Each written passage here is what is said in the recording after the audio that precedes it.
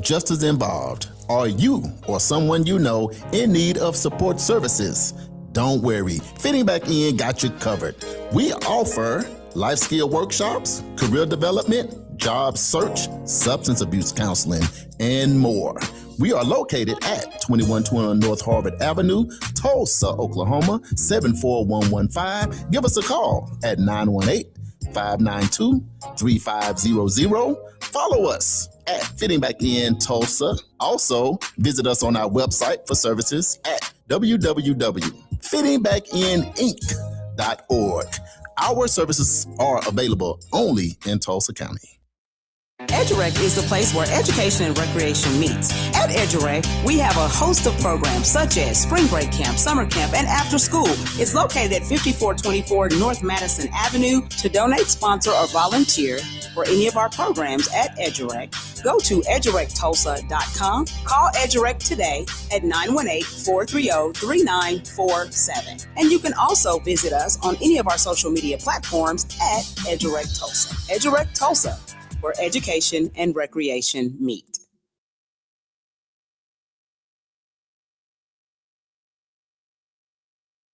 Looking to take your event to the next level with professionalism and energy? Contact World One Development. We host events, have radio personalities, offer community engagement and videography. We also do live radio remotes, red carpet appearances, create promos, event recaps, drops, and flyers. We also create customized advertising packages to promote your business, organization, or program.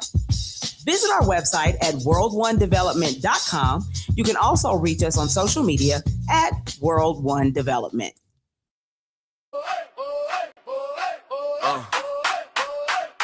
Alarm off. Cat alarm. Turn this up.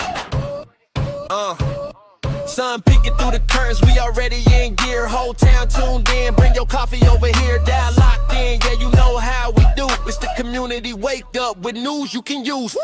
Community wake up morning show. Hey! Charles and Damali on the go. News you can use right here, right now. We break it down, put it in your lifestyle. Woo! Charles got the headline straight, never hollow. Damali got the game plan, moves you can follow. Woo! Traffic and the weather, what's popping at the school. From the block to the boardroom, we keep you in the loop. Yeah. Community wake up morning show. Hey. Charles and Damali on the go. Let's go. News you can use right here, right now. We break it down, put it in your lifestyle. Woo!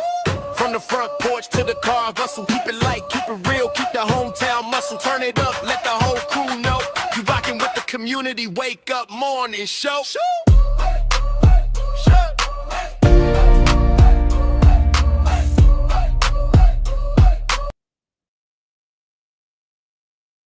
Good morning, good morning, good morning. Welcome to the Community Wake Up Morning Show with Charles and Damali. I am Charles. And I'm Damali. We are here to deliver news you can use, culture, and conversation that moves the community forward every single day. And today, our theme is execution. We will be providing listeners with valuable information about our theme and what it means to community. The goal is to inform, empower, and connect community.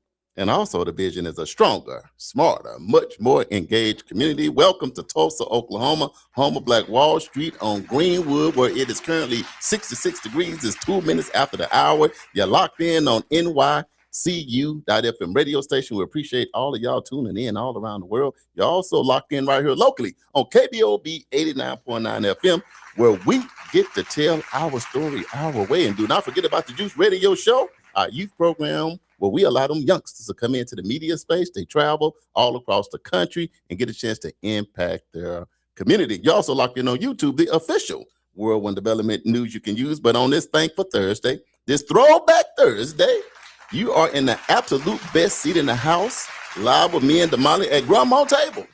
But we having breakfast. We got omelets, eggs, fluffy biscuits, butter, honey, and all that good stuff. I know he made that up. Start eating on it in a minute with some little hot tea on the side, some hot chocolate on the side. See, you know I'm hungry. I'm just gonna go ahead and talk about the things that I wish for. Damali, how thou is feeling on this morning? You know what? Actually, pretty good. Today's a pretty good day. Excited about the weekend coming up. We got a lot of things happening in the city.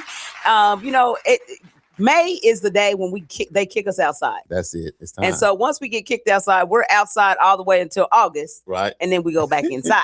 You know what I'm saying? So it's just going to be a beautiful day in Black Wall Street. And we're going to have a good time. And we are going to enjoy every moment of it. Yeah. And the only time we inside is when we with you on the Community Wake Up Morning. That's right. Monday through Friday, 7 to 9. If you want to do us a big favor right here, right now, go ahead and share this live video with your friends, and then text 5 or 10 people and tell them, hey, the Community Wake Up with Charles and Damali is live. Hey, Damali. Damali was outside turning cartwheels back and forth this morning. I said, you know, we're not going to start this. Now, nobody should be feeling this good. And I looked up and Wimby said, I could not do good. I didn't know what was going on. I said, you know what, Damali? Yes. I know what Wimby did to Oklahoma City, and I know you're feeling some kind of way about that. Yeah. But nevertheless, in my mind, I said she probably watched that game. It was going New York. Okay, right. All night. Moonwalking, and yeah, let's get them. Nevertheless, the NBA Finals are live as of last night at 7:30. The New York Knicks versus the San Antonio Spurs, game 1. Yes. I hope y'all took a look at it. Damali, I'm sure based on your clips, you saw the game. I watched the game, and actually, so like the first half, I wasn't really all of that interested because I was kind of working a little bit. Right. But that last quarter, you was in there? Baby, I was in there, and you would have thought I was a New York Knicks cheerleader, honey. Because I was up jumping and shouting, and yeah.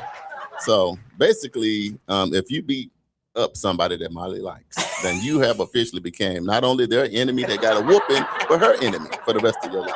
So I can see that's where you are. But Damali, it was a good game. It was a great game. It was a physical game. Yes. Here's the thing. Shout out to my guy Brunson. Man, Jalen Brunson, all 6'2". Well, 6'1". It was something to behold. You know, the New York Knicks have not won a championship since I was born, and I've been here for a little bit. Okay. You know what I'm talking about? And Wimby, he's the new era. He's his house. Sure, not that's quite. What he thought. Jalen Brunson said, before you come into my house, you big bad wolf, I got something, because the 3 little pigs is not here. I got something for you. Jalen said, I'm the protector of the 3 little pigs, so they fat and they for me, they not for you, big women, the alien. Okay. But they brought it. What you think after game 1? What do y'all think about the series, Damali? What do you think about the NBA Finals after game 1 now? Not just because you Wimby lost, but what do you really think? No, I think it's going to be a series. I always thought, by the time you get to this part, and till you get to when you get to the finals, then it's going to be mano y mano. Right. We own it. So the game did not disappoint. I would have been really mad if they got to San Antonio and then San Antonio was a blowout. I would have been really upset about that. But we got a series now. Yeah. We got a series. So I'm excited. I cannot wait until the next game, which will be on Friday. So I just can't wait. 7:30 on Friday. I'm going to listen. The first half, y'all can kind of call me.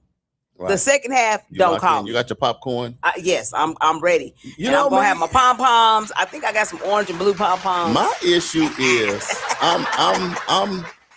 I'm concerned. I'm just going to tell you now, after game 1, because I'm not a Knicks fan like that, but after game 1, I'm concerned about the youth of San Antonio. I feel like the youth of San Antonio was on full display last night. Right. Because against us, Oklahoma City Thunder, you had Shea Butter, but then J-Dub was out on that last game. Mitchell was out. Caruso is pretty good, but he's not athletic enough to deal with them boys with the braids. Right. But Jalen Brunson, man, that's like going to play your uncle. Yes. You know how they go. Don't mess with. He don't even call himself uncle no more. He better don't mess with Unc. Right. And he take you out there when you young and tender. You 15, 16, and Uncle about 24, 25. And you think Uncle don't got it. Yeah. And with his blue jeans on and his Timbs. Right. He take you out there. He take your shirt off. He got on the wife beater. And you take out because Unc got some moves you ain't seen yet. Moves you ain't seen. Because Unc ain't scared. That's old. He just didn't want to show you. And listen, New York was not playing scared last night. So at this point, it's Uncle Jalen Brunson until further notice. I'm just telling y'all. See, we all at some point, y'all had to respect our elders, right? Or they were going to show you better they can tell you. Better than they can tell you. It's like when the baby. mama, it's like when the daughter finally decided to try mama. Mm-hmm. Because she was mama height. Yeah. She was mama size. And then she woke up a week later in ICU. You see what I'm saying? It's the son decided to try daddy. Right. Because he was a little bit taller than daddy. Right. The people hyped him. His voice got deep. Yeah. He grew a mustache. Mm-hmm. And then he too woke up in a coma a month later. That's kind of how it is when you're young and you can be feeling yourself and you run into them old school because you don't get old for nothing. Right. You know, and to me, that's what it looked like. I think that Wemby ran into another 7'1" that was not Check. He's been dealing with Check all this time. Check been falling. Yeah. Check frail. Check don't want to shoot. Check ain't got nothing to say. Check can let you eat his food, take his money, his lunch money. He said, "Take my money." My house and my car. Yeah. But not if you not Big Cat. Big Cat Cat. Ain't, nope. Boy, any man Cat that you call playing. Cat. Let me tell you something. Anytime it's a man. Cat's not a game. And last night he was an alley cat. See, I don't know. I think that I don't Not know. an alley cat. I'm concerned, and I'll say it again about the youth of not just of Wemby, even though he is the man. Yeah. I'm gonna say that, Wemby, nothing against you, but I think I'm not predicting a game 7. You're not? What you saying? Man, I'm thinking. I'm just being honest. I think this thing is gonna be over in 5 or 6 at the most. Really? It's gonna be over. Because Wemby them was ready, Damali. Yeah, they were. You see how he was dressed? Yeah. He came in there, boom, boom. The moms and everybody was in the Pope. He came in there doing that and got. He's still flipping. He still ain't recovered. So for those of you who did not watch the game last night, the score was 105-95. That's what I'm saying. At your house. At your house. You was at home. Your mama cooked. And you know breakfast. they was loud. They was loud. They was hyped. They was all in the streets. They had all their people. And Jaden was like, y'all need to just calm down. Yeah. And he didn't even have his best game. Yeah. That's what you got to factor in. Yeah. He kind of hurt his ankle a little bit. They kind of pushed him around. They stepped on his ankle. And I was like, what is happening? But when the fourth quarter came, juice showed up. Like I said earlier, showed up. Nevertheless, we ain't gonna hop on it forever, but nevertheless, y'all know this is our time to shine right here. We love it. It's worth your time to check out the game, the New York Knicks against. So I'm predicting 5 or 6. I'm not predicting the game. No 7 game 7. I didn't want to say it because I didn't know if Wemby was a day early or a day late. He might be a day early. Yeah. Now come next year, he might run them out of New York. Right. But I don't think he has enough time to get enough experience because to be able to deal with the finals. You know why? Because Unc just showed them. See, when your uncle and auntie with her boots on the ground, Damali, they got more than one trick. Yeah. He couldn't pass trick number 1. Yeah. These boys got about 10 tricks. Right. And if you didn't get bad trick number 1, then the rest of the bag come out. Yeah, you'll be already at home. The finals will be over there, have a trophy and the rings and be gone. But nevertheless, man, we got a great show outside of that. But the NBA finals, I'm just glad we having fun with it. Yes, absolutely. Absolutely. Got some great stuff coming up for you guys. We're going to talk a little bit about, Juneteenth is coming up fast and furious. It's coming up on us. We talked to Lauren a little bit on yesterday. She's excited. Yes. We're excited. We had the Lieutenant DeLauren Sanders in here yesterday. He's excited. Thank you to Lauren and her team in my mind, of making the best adjustments to say y'all can come on outside to Juneteenth because measures have been taken to make sure that you are cool. Because if you're 13 and under, you're gonna have to be with your mama or your daddy. Period. You're gonna have to be with somebody. Period. And if you're older than that, you're gonna have to register. Because the thing you don't want to do is register your name and take a picture and then get in trouble. Because they're gonna be like, now based on this right here, and this look like it's you. This look like you. And I don't mind at all because I prefer to come out with my lawn chair. And if I even decide to fall asleep, I don't want no problems. I just want to bring the family out to get back to what Juneteenth is about. Exactly. Now, when you want to turn up in the woods and do crazy stuff, it's a place for that. Yeah. But Juneteenth is not that. Right. It's a family affair, and nobody does it better than Tulsa, Oklahoma, home of Black Wall Street on Greenwood, the largest Juneteenth in the country. Right. We got to be the example of what to do and what not to do. Absolutely, absolutely. And shout out to Pastor Jamal Dyer. Oh, my God. I love him. I thought it was just you. Yeah, listen. So I'm telling y'all, because people start talking crazy stuff and saying crazy stuff, and sometimes you just got to address it. Right. I think there's a time and a place, and I think sometimes silence is golden. Right. You just let it go and be like, I ain't finna get on here and start tripping with these folks today.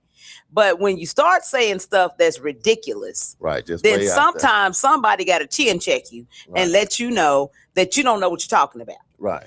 And so shout out to Pastor Jamal Dyer, because, yesterday I was on my soapbox about Juneteenth, and checked in on Facebook on yesterday, and Pastor Jamal had to go ham and let some folks know, because, people always like, well, why they bringing this artist and why they bringing that artist and what they doing and this and that. Like I told y'all on yesterday, it may be free to you to come to these concerts, but somebody pays the costs. Yeah. It is not free. Anybody. And so on yesterday, Pastor Jamal just had to go on ahead and put it out there. And he told the folks that it cost $325,000 just for Fantasia and the production crew. Just that. So we talking about all the lights and the smoke and the cameras and all the stuff that you saw and the sound. It was so many speakers. I'm telling you, at one point my shirt was blowing in the wind because the bass was knocking me down. You hear me? But people all the way back at OETA was able to hear the sound. I'll tell you where I am, Damali. And here's the thing.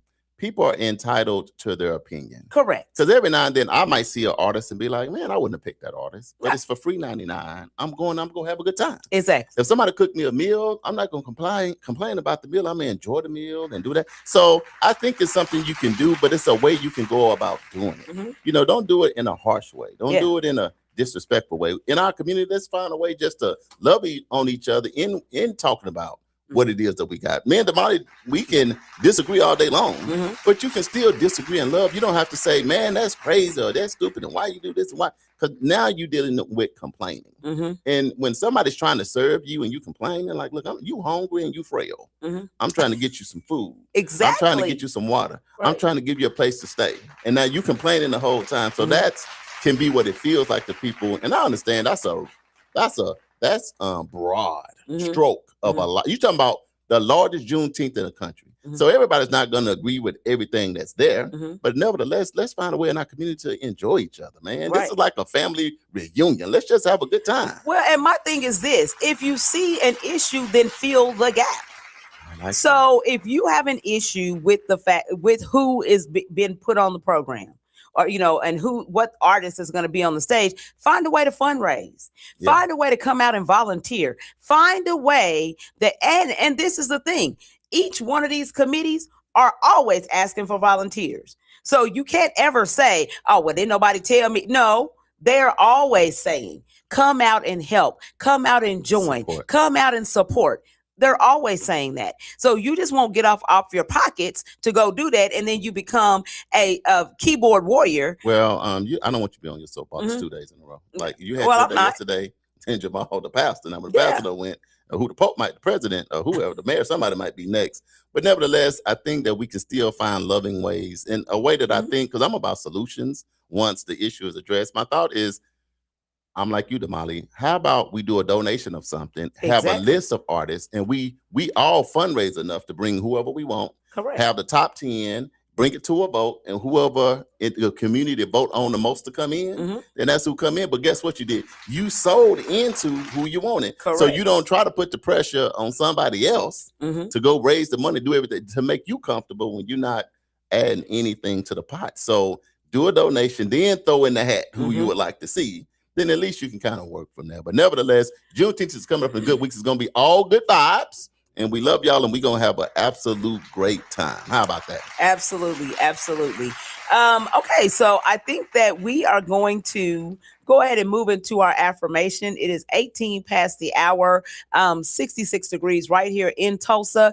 Let's go ahead and move. Today, our theme is execution. I like that. That is what we're talking about, which really ties into what we're talking about with Juneteenth. And Legacy Fest and all of the other fests that come on during this time of year. You got to execute. A lot of people have plans and ideals and goals and all this stuff. But the thing is, how do you finally put something together so you can execute it? You know what you want to do, you just can't execute it. So that's what we're going to get in today. How to execute, just being a good husband, a good wife, a good mama, daddy, cousin, pastor, whatever. How do you finally just be able to execute that thing is what we're going to talk about today. And I'm extremely excited about it. But there's a lot of energy in the space today. It's So a lot Damali, of energy. Give us the affirmation to get us centered and situated. We're going to come to the live next. There's a lot of people on. Oh, We yeah. appreciate And you there's being some on. comments. And we want to hear about your comments and the things you got to say. Let's go. Okay, so we're going to breathe in and breathe out and breathe in and breathe out. So as I said, this morning's theme is execution. So our affirmation says, I don't just plan, I execute with excellence. So the first part says, I don't just plan. Planning is important. Planning helps us set goals, create strategies, identify opportunities, and prepare for success. But planning alone does not create results. Many people have great ideas, dreams, and visions. The difference is what happens after the planning.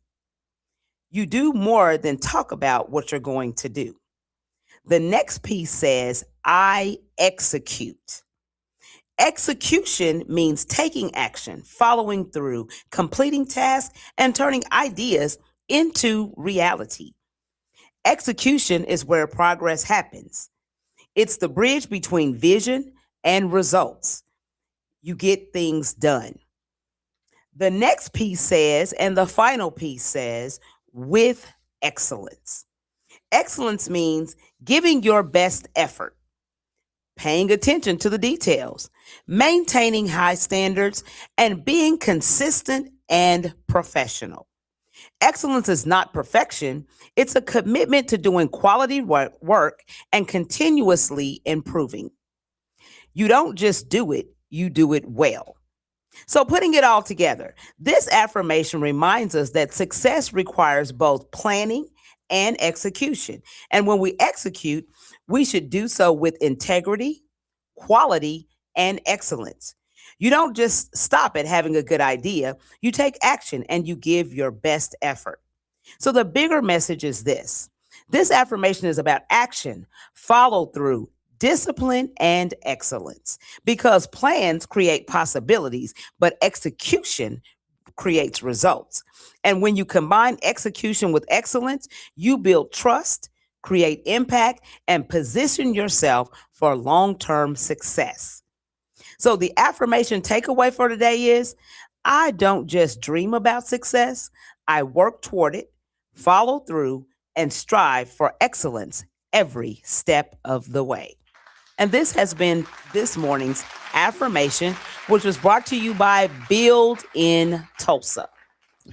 I like it, Damali. That's a good job. You got me thinking. You came up with one to help me get centered, but another one to make me think. In my first reaction to the affirmation on this Thursday, it made me think about execution in one of the most important places on the planet. You know where it is? What's that? And I might be distracted, but I'm gonna get back focused. But I'm gonna talk about being in the kitchen.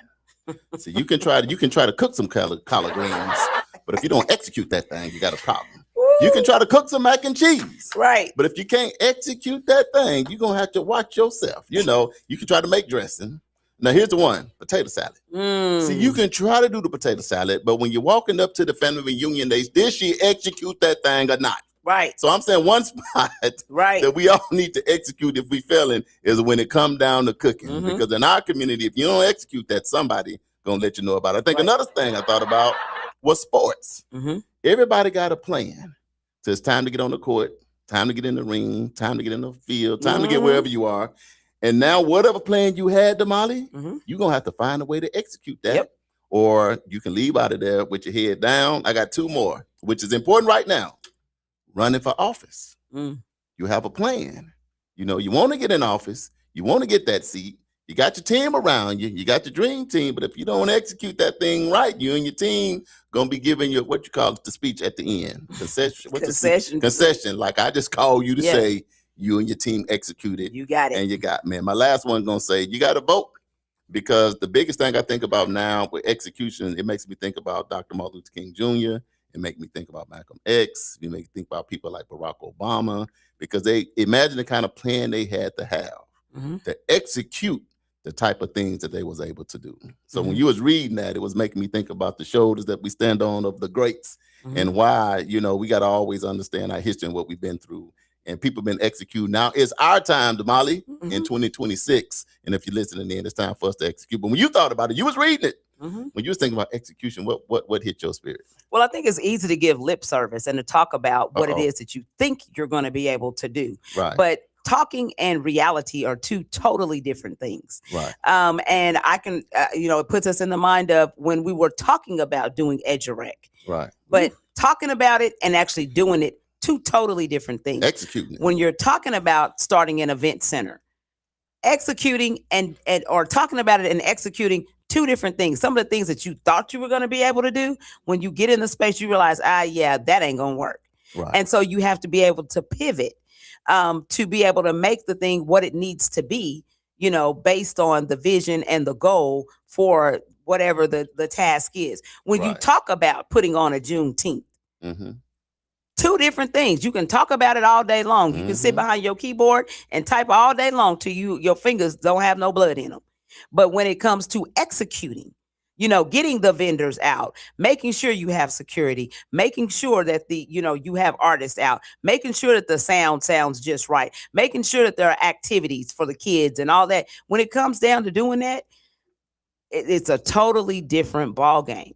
So I think sometimes, and I've been saying this for the last several weeks, the grace you want is the grace you need to give. Right. So if you want people to have grace with you when you're doing something, then you need to do the same. So I think execution at the highest level, you need to be able to, whatever it is that you're doing, operate at the highest level that you can operate for you. And if you know that it needs to be at a level a little bit higher, then you're going to have to figure out how to create partnerships and alliances with people who will help you bring that standard to an even higher standard. So I think that's my thought about the whole thing. When I think about execution, and sometimes I think you just got to go. Sometimes we sit in a boardroom talking about it, whiteboard and doing all of this stuff, but you're not putting your foot on the gas pedal. We sitting here in neutral. And it's like sometimes you just got to get up and you got to go. You still got to have a plan, but you've got to work the plan. You can't just sit there and be on neutral, pressing on the gas and thinking you're going somewhere, because you're not going nowhere. Yeah, I'm going to add this, and then we're going to come straight to the live and give some shout outs to see what people got on their mind. Well, another thing, too, on the spiritual side is kind of the things when they say faith without works is dead. Is dead. And I would say you got to have faith for what you're doing, but the works is the execution on it. Yes. Like, I want this house, I got the faith for it, but what am I doing day by day to be able to execute getting that house? Mic drop. I want to go to college, but I don't even want to go to high school. I don't even want to go to class, So you know what I mean? So that's true. You say you want to do it, but if you don't even want to go to the high school, then what makes you think you're going to be able to go to college? You got to find a way to execute what that is. Another thing I can say too, even as you looking at executing, you can be loving and kind while you do it, right? You don't have to run over everybody. You don't have to find a devious way to do it. And I'm going to say another thing, and when you executing, remember the folks that help you along the way. Ooh.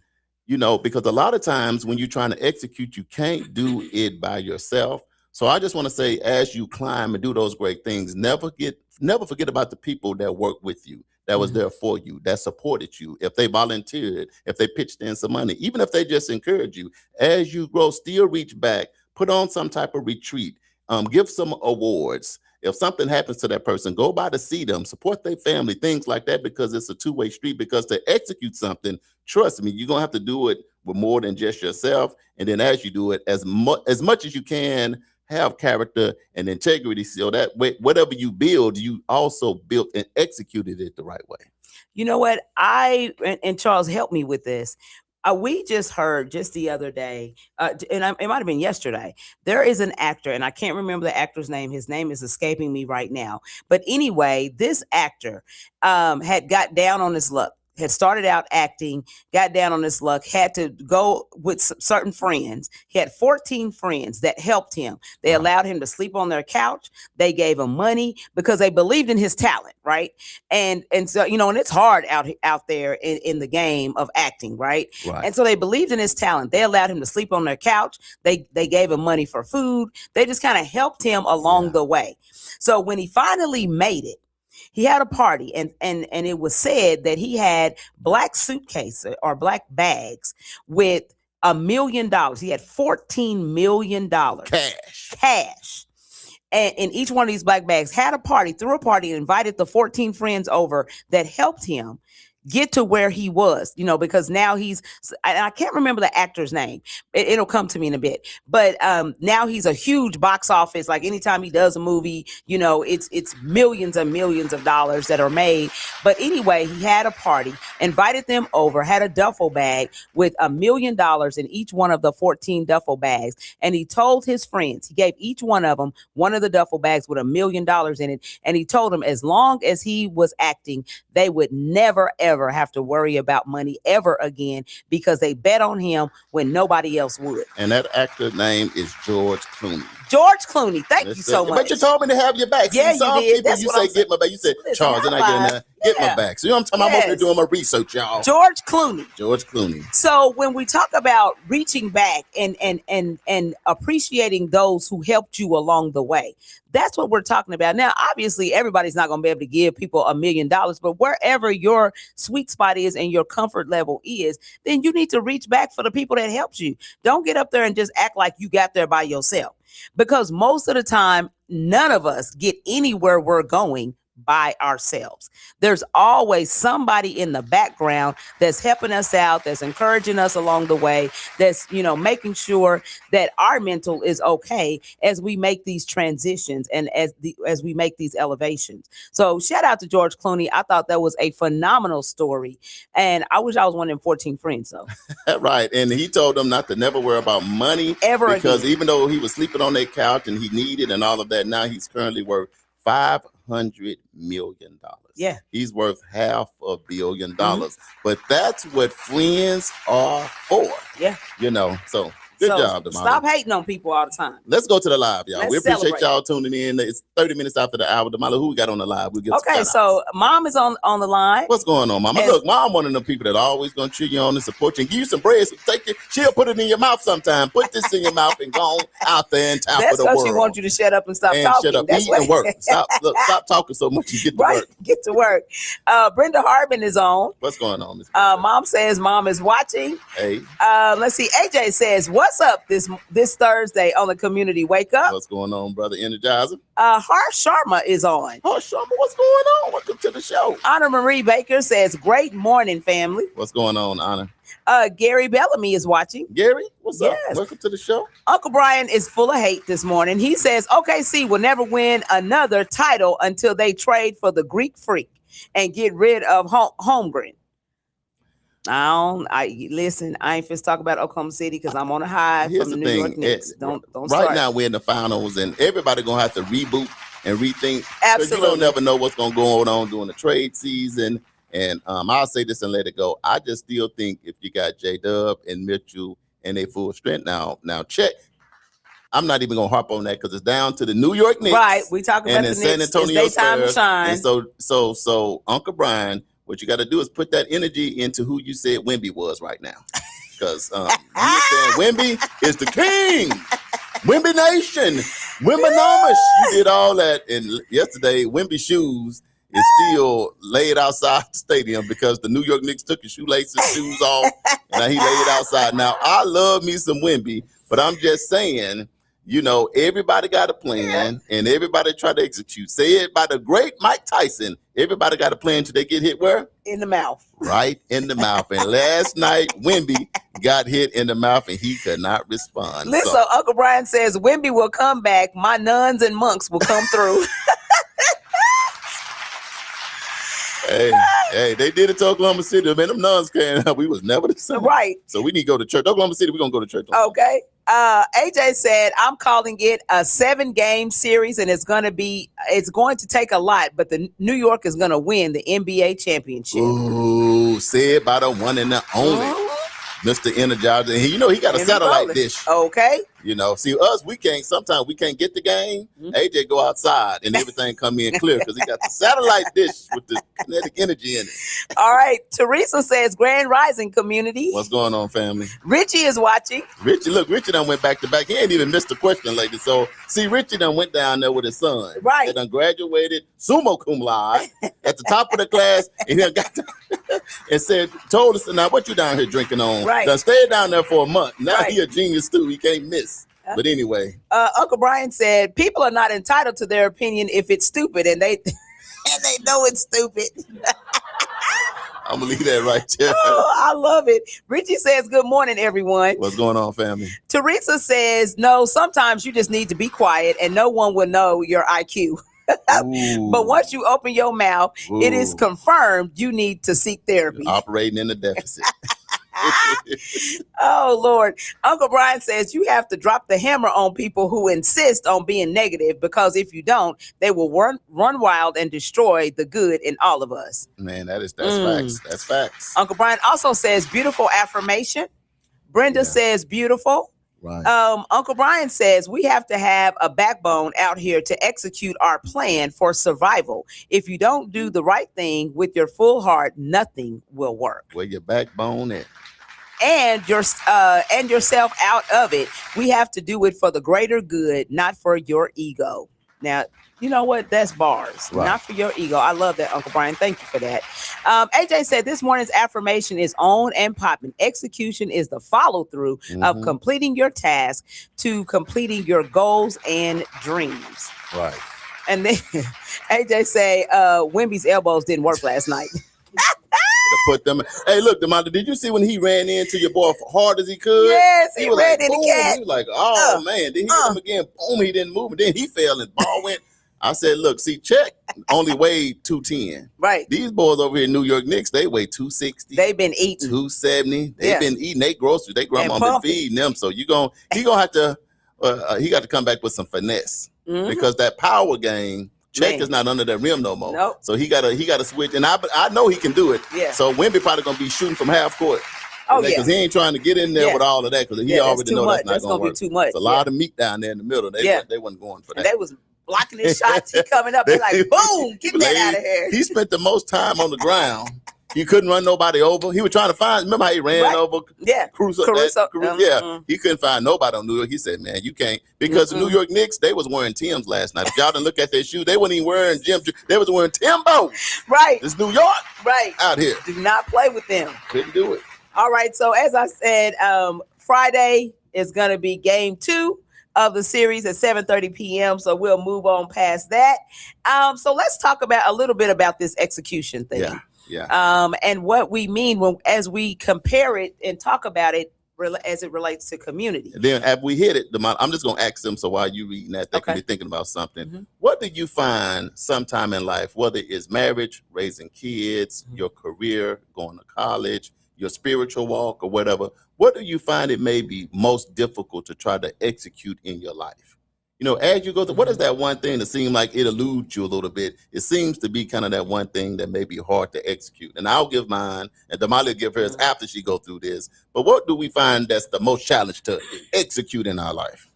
Okay, so today's reflection is about execution because success is not determined by what we plan to do, but what we actually do. So you can talk about it all day long. And this is something that I say even about when people go to school to learn certain things. Textbook knowledge and real world knowledge are two totally different things. Yeah, it sounds good when it's in a book. And I mean, and sometimes you do need that knowledge because it gives you other options and other avenues. But when you actually get out here in the real world, you realize, ooh, yeah, what they taught me about marketing, in that book, that don't really work like that. And the thing about this is for the young and the old. Absolutely. I remember when I graduated from college and I got my first job, I remember I was thinking, man, I want to be a businessman. I want to help the youth. I want to travel around the world. I was saying that, and I would be sitting with people that's been working on this particular job. I won't even say where, for like 40 years. And guess what they'll be saying? Boy, I ain't going to do this always. I'm like, You've been here for 40 years. No, and that's what I was thinking because I'm like, well, if you've been here for 40 and you 60, I guess you're not. See, I'm telling you, I got a plan. I've been having this plan since I was 15 to 16 years old. I was like, yeah, but your grandkids are 15, 16 years old. And I'm just thinking, not saying you can't execute late, but it's only certain things you can execute at certain ages. Yeah. So when we talk about executing, a lot of these young kids now, they be in school like, man, I'm just going to be a YouTuber. I'm just going to be an influencer. Now at 24, 25, 2 views. 2 views. I mean, Damali, that's the reality. Yeah, Your TikTok that's the views is reality. at 5 and ain't no money in the bank yet. And you're at mama house and telling daddy house saying, get out here, I'm doing my video. Well, your video ain't getting no views and you ain't making no money. So we might have to do something else. Right. For a minute, I think because the one thing McDonald's to is have calling your name. but to execute it is different. Yes. Damali, give us some context on this. So thing. what is execution? Execution is the process of turning ideas into action, plans into progress, vision into reality, and goals into results. Oh my goodness. Many people have dreams, many organizations have plans, many communities have visions, but execution is what brings those to life. Execution just simply means getting things done. Now, why does this matter to community? Well, I'm glad you asked. Communities often have strategic plans, meetings, discussions, goals, and visions for the future. But community transformation happens when people move from planning to doing.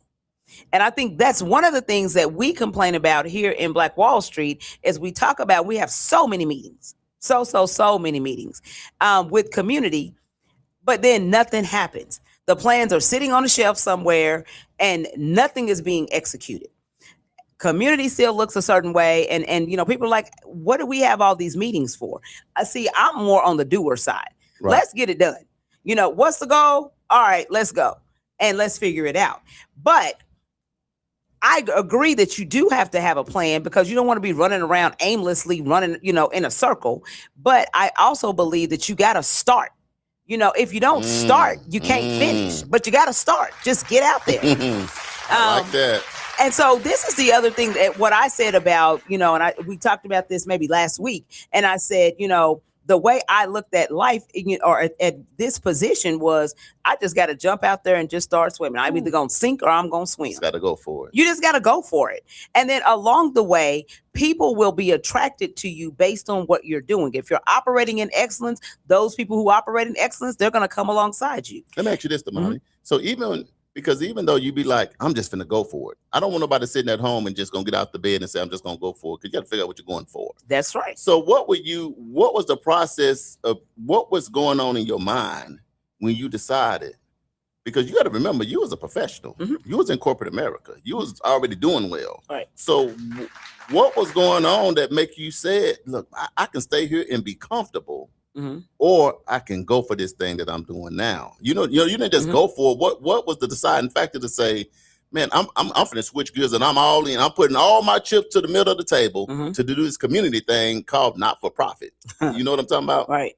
So I think that two things. One, when I was a kid, and looking at all of the amenities that our community had when I was a kid, as opposed to what we have now and what my kids and now grandkids now get to benefit from. I'm like, man, it is 2 light years, of difference in what I was able to enjoy. So I always said, when I was a kid, so going back to your example that you gave at 15, I was younger than that when I said, I just want my neighborhood to look pretty. Right. And I'm like, because our neighborhood, it don't look nice, no more. And I know that's not good English, but that's what I said because I was a kid. But anywho, and so when I got to the opportunity to be able to do community work, and I got to see how much it blessed people. So it wasn't just about me wanting to do it. It was about the blessing that was being received because of the work that I was actually doing. Yeah. And so when I weighed it against what I'm doing in my professional job versus what I'm doing in community, the community work was more fulfilling. I made less money. Sometimes I didn't make no money, but it was more fulfilling. It was more people being able to be helped. I always have had a soft spot in my heart for children. I've always wanted to make sure that, kids are okay. And so being able to run a youth and family fun center where kids can come and be safe, and we had activities for them to do, reminded me of Amos T. Hall, which is now the police station, their file, where they keep all of their records and stuff. But that reminded me of Amos T. Hall, making pottery, learning karate. Yeah, I took karate. Don't mess with me. No, I'm just playing. But doing karate. I didn't know why, because sometimes I be messing with Damali, and then now I know, because she be in the office and I'll be here, yeah. And I'm like, what is that? Yeah. I don't know if she's going, yeah, meow. I'm like, oh, so you know a little karate. You're in there practicing, trying to chop me. Energizer, get down here and get your sword. Boy. I was just, I'm like, is Bruce Lee coming in there? It's Bruce Leroy. Bruce Loretta. I understand. Mama, you ain't told me, Damali. Yeah. She always, and then her foot, she be putting one of her feet back. And I'm like, why she putting, so that's the roundhouse. So all this time, I didn't even know. Okay. All right, y'all be careful then. We didn't know that. That's what I'm saying. That's why you don't mess with people, because you don't never know what they got in their back pocket. Leave them alone. Okay. But in any event, the community centers and stuff that we had in our community back in the day, I can remember at Amos T. Hall, we had a swimming pool there, which it was in our neighborhood. Swimming pool. We had, a full park, Now it's just, it ain't nothing there. It's just some trees, and that's it. The swimming pool, they done filled in with dirt, and stuff. And so it's just sad to me that, kids from this next generation, my grandkids, they don't even know what it's like to have this stuff, And so for me, it was just more rewarding to be able to bring some of that programming back, to be able to have karate and edurect, where kids can come and take karate lessons, for free. And to be able to offer, or, for a small fee, and just to be able to offer some of those things. So I think that's what happened for me, is like, you know what, my life and what I want people to say about me when I'm gone is that I did my best to try to make a difference for other people. It wasn't just all about me. It wasn't just picking up all the coins and making all the money, having six figures, having a big house, having a nice car. It wasn't all about that. It was, what did I do to be able to advance that next generation, to be able to leave something, so that my kids and grandkids and great grandkids can benefit from in the future. I like that. But, well, my story is not that good. That's a great, no, I'm just saying my story is all right, because the beauty of community wake up, we wake up and tell the truth about what's going on. So me, I wouldn't think about nobody. What, not like that anyway. But no, this is what I was thinking of. I'm just lying. Y'all know I love people. But I was going to World One, and I was in the business world. Right. And I was preparing to move to Florida. That's where I was. And I'm about 36, 37, because, man, you know that song, I'm Coming Up on the Rough Side of the Mountain? Yeah. Man, my life was like, and some of y'all can relate, man, I felt like I came up on the rough side of the mountain. And I felt like I done went to school, I done went to college, I done tried to help people, I done did this. Now it's about me. I just want to have fun and enjoy life for a little bit. I'm tired, and I just want to travel and see the world. That's where I was at like 37. And I was here at World One in the same building, and Bishop called me in his office and said, the Lord told me to tell you, I need you to help me do why this didn't you tell me? Community work. And I'm like, Bishop, I am currently looking at houses in Florida ready to leave the church. And I just want to leave a donation. Because I was thinking, Damali, in my mind, I was want to fund and donate to something. So I love World One because I just want to donate to it. If I see somebody doing good work, like the Dancers of the Kingdom, man. Right. So when I just, in my mind, because I was in the business world, I just want to find ways to bless people that was doing the work. Charlie Lamont didn't want to do work. I want to help do the work, but I was tired. I done went to Job Corps for 3 years down there in Guthrie. I done went to Langston for 4 more years. I done been to college. I barely got out of high school. I just want to, you know what I'm talking about, Damali? I want to go to Jamaica, the Bahamas, the DR, and be on a plane, and I don't think there's nothing wrong with that, because you know why? Because I put the work in. That's right. I didn't just say I want it. I sacrificed my time and studied and did everything I needed to do. So I feel like doing that, but I always have a heart for people. So when he said that, the short version of the story, when he said, well, the Lord told me you're supposed to help, I was like, well, I'm going to write a check because I'm going to move to Florida. And then my business partner told me, no, Charles, it ain't about no check. And don't need the check. They need you. And that was in 2009. It's 2026. And once because the thing about me, you hear me say, I write a vision to make it plain. So I had to pivot on what I'm thinking, because I want to always find myself doing the things of the Lord to help people. Now, guess what? I started doing what God asked me to do, but I still been to Africa. I did what God told me to do. I still been to London. I did what God told me. I've still been to DR. I still been to Jamaica. So I'm just saying that sometime in life you have to pivot a little bit, and you don't have to make it all about yourself. But if you get into the things of the Lord, and we're not preaching on there, but nevertheless, the desires of my heart, God still blessed me with. Mm-hmm. But now I impact thousands of people, local, national, and internationally, doing it God's way. Mm-hmm. When I was doing it Charlie Brown's way at first, because I was going to be in Florida on the beach with my shades on. Right. But nevertheless, that's how I pivoted a little bit.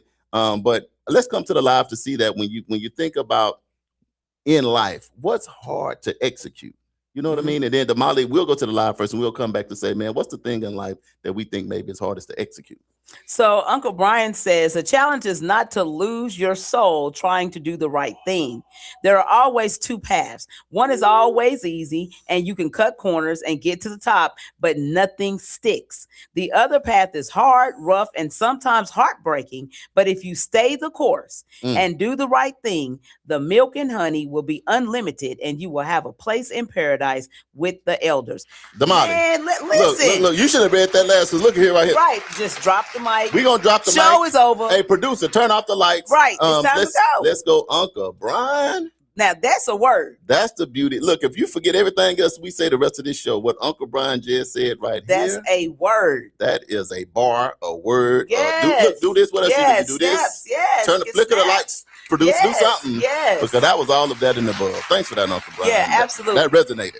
So AJ says the plan has to be put into action. Movement.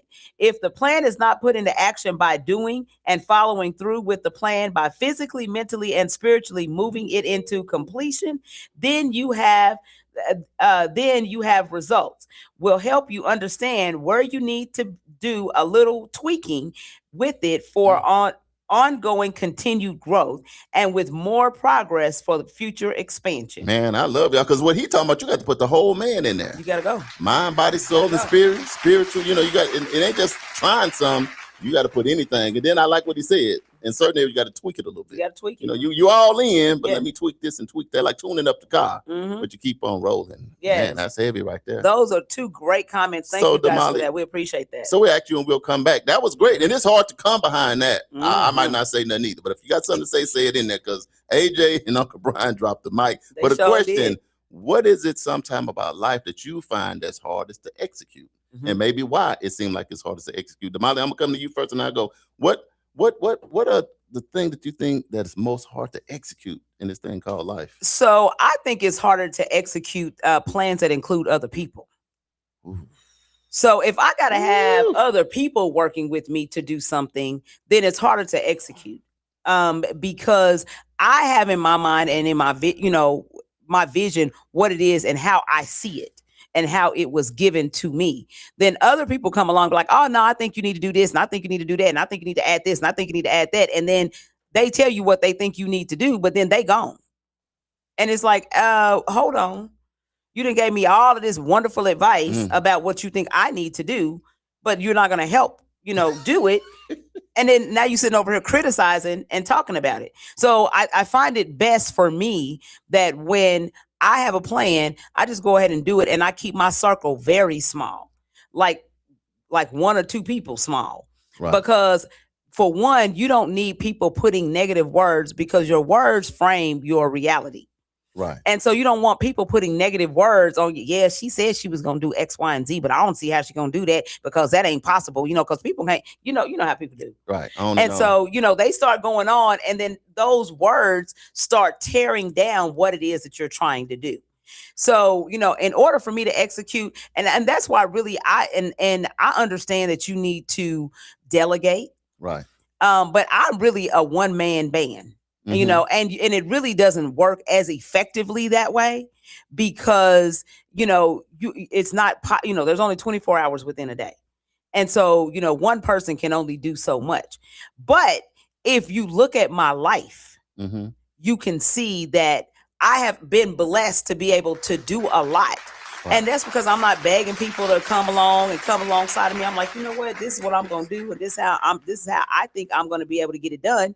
And I just go for it. So picking the right people. Picking the right people in your circle. To get that to I'm going to do this. And I'm going to say, look, man, if I could be 25 years old again or 21 or something, I'm just going to say what would be the top 3 things at 25 I would try to execute. right? Mm-hmm. And then I'll come back to where I am now. I'll double that 25 to 50. But I'll say, a wise man told me, and it is so true. Every time I get a year older, it hit me more. Is Damali, if you find a good spouse, and if you find a good friend, Mm-hmm.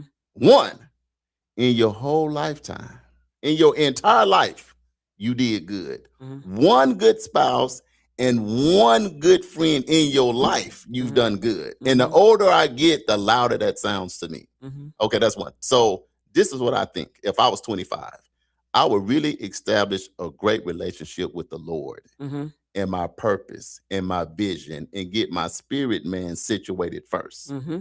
And then I would definitely try to invest in finding the right spouse Mm-hmm. and a right friend. If you got a great relationship with the Lord Mm-hmm. and you centered spiritually, Yeah. and you get the right spouse Mm-hmm. and you find a good friend, Mm-hmm. how can you lose if you can pack them three elements with you through life? Right. Yeah. You know, now that's just part one. Mm-hmm. Now, the other side of that, I think you need to write your vision and make it plain. Mm-hmm. And whether you don't want to make it spiritual, write your goals and make them plain. Mm-hmm. Right? I say two that is super important. Do not tell everybody about your plans. That part. Because words are so powerful. You Mm-hmm. be having a great plan, call the wrong person. They shoot your plan down so quick. Man, why you think you can do that? Mm-hmm. Girl, you can't do that. How you think you can go to college? Mhm. Man, nobody in your family ain't never been to college. Mm-hmm. You know, so you got to watch who you try to tell, because now you find yourself trying to convince a friend Mm-hmm. about what you want to do. And you end up not going forward because of what somebody else said. That's right. And you can't do that. So don't tell Mhm. everybody your friend. Damali, you said it best. Now you got to pick the right friends to be around you. Mm-hmm. And I think if you can maybe implement and then do it for yourself. Absolutely. Do it for yourself first, because you're not going to give up on yourself. But if Mhm. you doing it because somebody, now sometimes it is motivating because the other people said you couldn't do it. Right. But at the end of the day, right. do it for yourself. Well, I think if you, and not even trying to go overly spiritual, but what the Bible says is you should leave an inheritance for your children's children, Mhm. right? So Yeah. if you're just thinking about that, Yeah. which is what I do, I just think about what it is that I'm doing. How is it going to benefit the generations that come behind me? You Mhm. know, so if my kids and my grandkids see the grit and the grind and how I work and the excellence that I try to put forth and all of that, I feel like that's going to be transferred Right. to that next generation. Right. You know, if I'm in a building that, when we got it, it looked, dilapidated, but now we done brought it up to a certain level, then, which is as excellent as it can be for the amount of money or whatever that I have available to utilize, right? Right. Then people now are like, oh man, you made a difference. Maybe I'm going to invest, because I feel like if you had more money, you can go ahead and get this to the fruition, Right. So it's no matter where you find yourself, be the best version of yourself Right. that you can possibly be, and put forth the best version of yourself so that people are like, man, whenever I see that person, I know that they are top tier. Right. People may call you bougie, because I get that all the time. I've been hearing that. Well, it started from Booker T. If you went to Booker T and you were a Booker I T know, girl, right? you're What bougie. school did you go to? Yeah, you're bougie. Oh, I could tell. What does that mean? Yeah, y'all a little bougie. At Booker Just T. because we had standards? Man, y'all a hornet with a stinger. Okay, and Anybody we with a got stinger, standards. yeah. So if you can't match it, then move on, keep on moving. I don't think that. I think sometimes when people say, because you go to certain schools and man, the bar is set Mhm. in excellence, how you carry yourself, how you look, how you Yeah. operate, how you speak, how you walk, how you talk, and all of that. So you get all of that, then go back to the hood, Mhm. and they like, who you think you are? Well, who do you think you are? Right. Mr. Big Stuff. But it's not about that. Right. I went to one school that I was getting my education, but when I went to Langston, Mm-hmm. when I went to the HBCU, Right. pull your pants up, Mm-hmm. comb your hair. Right. Girls, take them bonnets off. Mhm. Hey, do this. Keep your head up. Make eye contact. The other stuff. Yeah. You see what I'm saying? Yeah. So some schools that you go to, and you can go where you want, might just educate you. Mm-hmm. Other schools will educate you on life. Yeah. Because once you get out in this real world, it's going to be a reality check on how you're going to navigate. Damali, let's do this, if you Mhm. don't mind. We almost close to the top of the hour. We done had a whole hour of a rant. But I think execution, the Black Wall Street Family Feud edition of the execution can be pretty live. Can we do that next? Yeah, we can do We're going to say, Richard, get ready.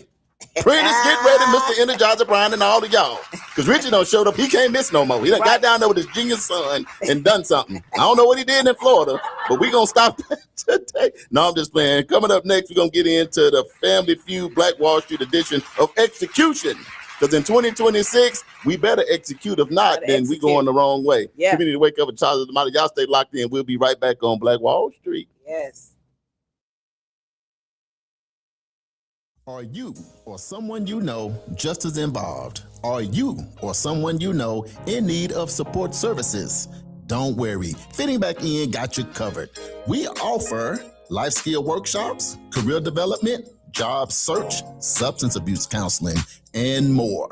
We are located at 2121 North Harvard Avenue, Tulsa, Oklahoma, 74115. Give us a call at 918-592-3500. Follow us at Fitting Back In Tulsa. Also, visit us on our website for services at www.fittingbackininc.org.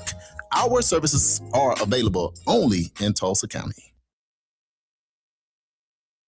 EduRec is the place where education and recreation meets. At EduRec, we have a host of programs such as Spring Break Camp, Summer Camp, and After School. It's located at 5424 North Madison Avenue. To donate, sponsor, or volunteer for any of our programs at EduRec, go to edurectulsa.com. Call EduRec today at 918-430-3947. And you can also visit us on any of our social media platforms at EduRec Tulsa. EduRec Tulsa, where education and recreation meet. This is what mornings are supposed to sound like. Good morning, Charles. What's up, Damali? It's the Community Wake Up. And keeping you connected. Hey, we on. Real talk. Everybody's up and at it. More action. All the time. From 7 a.m. to 9 a.m. It's the Community Wake Up. Weekdays. With Charles and Damali. Make sure you tune in.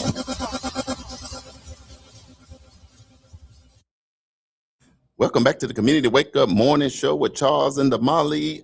We are having a phenomenal time in here. We laughing. Y'all, you think we having fun when we on the show. You should see us on break. There's all kind of stuff going on. So one day, y'all just got to come live in studio to see that part of it. Anyway, you tune in on NYCU.FM. You're locked in because we local right here on KBOB 89.9 FM, where we get to tell our story our way. Don't forget about the Juice Radio Show, which is a youth program. It's summertime, y'all. Take your kids over to 1216 North Lansing Avenue, Suite D. Go see Uncle Bobby E. with the green eyes, because he's been making an impact in young kids' life here for about 10, 15 years, and he's going to have them doing something positive. Because these kids is going to places like Jackson State, becoming the president of the whole college, and doing big things. So it's good to give the kids something positive to do. So please, if your kid just sitting at home eating up all your food, let them be a part of the juice. Come to this radio space, hang out with me and Damali, Uncle Bobby, Big Steve, JB, and all of us. And we got some fun for them. You also tune in on YouTube, the official World One Development news you can use. But you got the best seat in the house, right here in Tulsa, Oklahoma. Damali and I both got on the Black Wall Street. We on Greenwood, y'all. Yes. And we getting ready for this feud. So you better govern yourself accordingly. All right. So today's theme is execution, because ideas are important. Plans are valuable, but results come from action. So we asked 100 people in the community these 3 questions plus the bonus question. And depending on how well you do or don't do, we may have a fast money round. It just depends. Okay. Depends on how you feel. It depends on what y'all do. One thing I like about this execution is we got stuff coming up at the event center this month that if you don't have your execution together, we're going to be able to help you out. Yes. We ain't going to just laugh and talk about it. We're going to give you a way to move the needle, to build some generational wealth, to make some things happen. Absolutely. Is that fair? Absolutely. All right. So we asked 100 people in the community these 3 questions plus the bonus question. And your job is to pick from the 4 options that I give you. There is no E. There is no all of the above, so do not ask me. And Damali, I don't know what city, but she went to 4 different states. Of course, she had to be in Oklahoma, but she went to Arkansas, she went to Mississippi, and somehow she was down there in Florida. I think because it's outside season. But those are the 4 states. And she asked 25 people in each one of them states. So we're going to see what she came back with. So here we go. Question number 1. Name something people need in order to execute a goal successfully. Is it A, a plan, B, discipline, C, resources, or D, accountability? Going with a plan. You're going to say a plan. That's A. That's Going Charles. with a plan. I ain't even going to hesitate today. When I hear it, I'm just going to say it with my chest and I'm going to live with the results. Now read the question again, so make sure I said it right. Name something people need in order to execute a goal successfully. Is it A, a plan, B, discipline, C, resources, or D, accountability? Yeah. AJ says A. What? A. Steven says A. Prentice says A. Uncle Brian says A.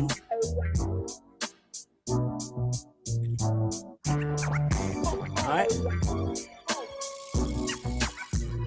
Richie says A. All right, here we go. I'll give the question one more. Teresa says A. Look, everybody's on Everybody's saying A. A. She's going to say, nobody got it right. I'm like, oh, God. Pearlie says A. What's going on, cousin Pearlie? Okay, here's the question. Question with answer. Name something people need in order to execute a goal successfully. Is it A, a plan, B, discipline, C, resources, or D, accountability? Nobody got it right. I told you. See that? The answer is B, discipline. Success often comes from doing what needs to be done even when you don't feel like it. Discipline helps you finish what you start. Turn my headphones up a little bit. Because I can't hear you a little. There you go.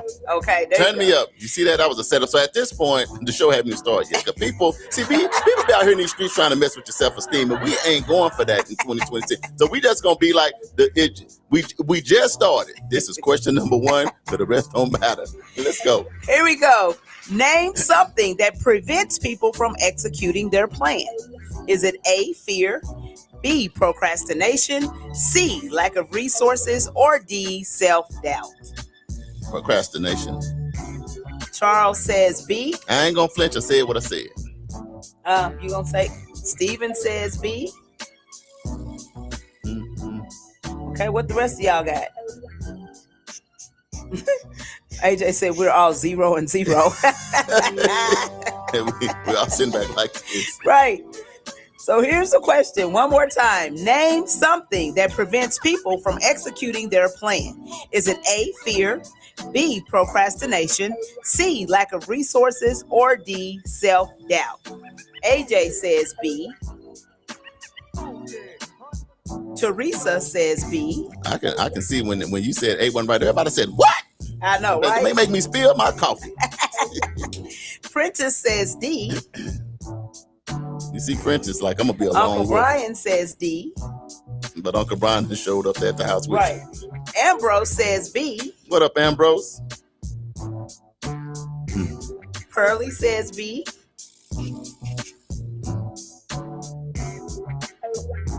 All right, who else got an answer? Going once, twice. All right, we're going to do question with answer. Name something that prevents people from executing their plan. Is it A, fear, B, procrastination, C, lack of resources, or D, self-doubt? Charles, Stephen, AJ, Teresa, Ambrose, and Pearlie, you are correct. The answer is procrastination. Waiting for the perfect moment often delays progress. The longer you wait, the longer success waits. That's right. That's right. Let's dance, baby. No procrastination. Let's get it. You got to just go. All right. Question number 3. Uh-oh. Now it's getting serious. If you missed this one, Yeah. Yeah. Question number 3. Name something that happens when a community executes its vision. Is it A, growth, B, new opportunities, C, economic development, or D, community pride? What y'all got? Look, everybody like, what? Okay, here we go. I'll say it again. Name something that happens when a community executes its vision. Is it A, growth, B, new opportunities, C, economic development, or D, community pride? A new opportunity. That's B. Charles says B. I don't feel good about it. Richie said, read, church. I know. Name something that happens when a community executes its vision. Is it A, growth, B, new opportunities, C, economic development, or D, community pride? I'm going with D. Prentice says A. Oh, I'm going with D. You're going with D. Charles scratched that out and says D. Yeah. Teresa says B. Like Wall Street had pride. AJ says B. Ambrose says A. Uncle Brian says B. D is new opportunities. Yes. That's what I said first. Uncle Brian. Richie says D.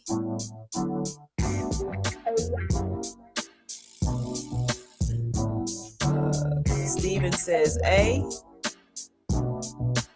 All right, so I got Teresa, Prentice, AJ, Ambrose, Uncle Brian, Richie, and Steven.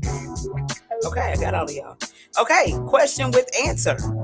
Name something that happens when a community executes its vision. Is it A, growth, B, new opportunities, C, economic development, or D, community pride? Prentice, Ambrose, and Stephen, you are correct. The answer is A, growth. Execution transforms ideas into measurable progress. Actions create results. All right, so now we're down to the bonus round. Down to the bonus. 5 points. The question is, name something leaders do to ensure execution happens. Is it A, set deadlines, B, follow up, C, delegate tasks, or D, measure progress? Read it one more time. Name something leaders do to ensure execution happens. Is it A, set deadlines, B, follow up, C, delegate tasks, or D, measure progress? A. Charles says A. Set deadlines. Teresa says C. To have my papers on my desk by Friday, by end of day. Everybody getting fired. Everybody getting a pink slip. Prentice says B and AJ says B. Must be. Follow up. That ain't it. That's not it. Ambrose said E. Where was you at when I said the rules? There is no E. It was hard for me not to say E, Ambrose, to be honest. Prentice says B. Got that. Richie says B. Uncle Brian says C. I got the crown back. I can feel it. All right, Ambrose, what's your real answer? Because E ain't it. Ambrose says B. B? That ain't it. Just give me the crown. I need it. Read it one more time. Stephen, what's your answer? Okay, name something leaders do to ensure execution happens. Is it A, set deadlines, B, follow up, C, delegate tasks, or D, measure progress? Name something leaders do to ensure execution happens. Is it A, set deadlines, B, follow up, C, delegate tasks, or D, measure progress?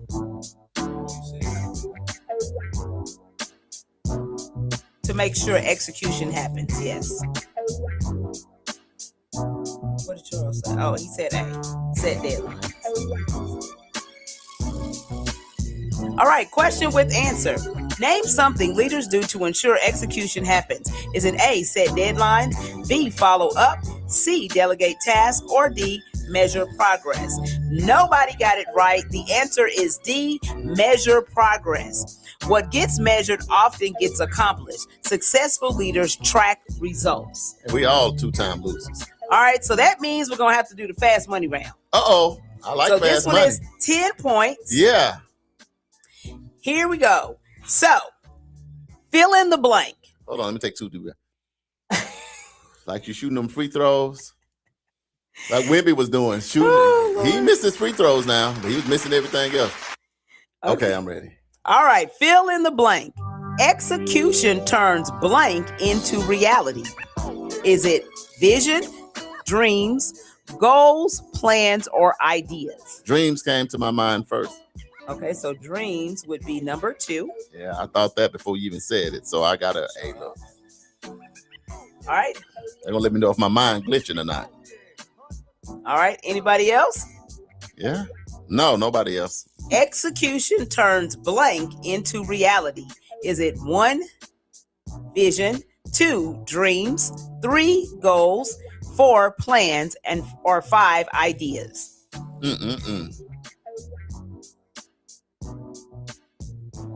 I just read it, AJ. Everybody You got like it? this. Everybody You done stumped. froze everybody on the dance floor. I told you the Molly was mess with people's self-esteem today. I said that at the beginning of it. I already knew. I told y'all I was coming. She didn't even get to the city. She just went to different states. I already knew. My cousin Perlin said I'm out of that. I'm AJ eating said breakfast. what? AJ. Pearly says 3. Uh-oh. Teresa says 4. Richie says, Richie, you want goals? Is that what you're saying? Yeah. 3 is C. Mm-hmm. Richie. Yeah. Ambrose says 1. Uncle Brian says 4.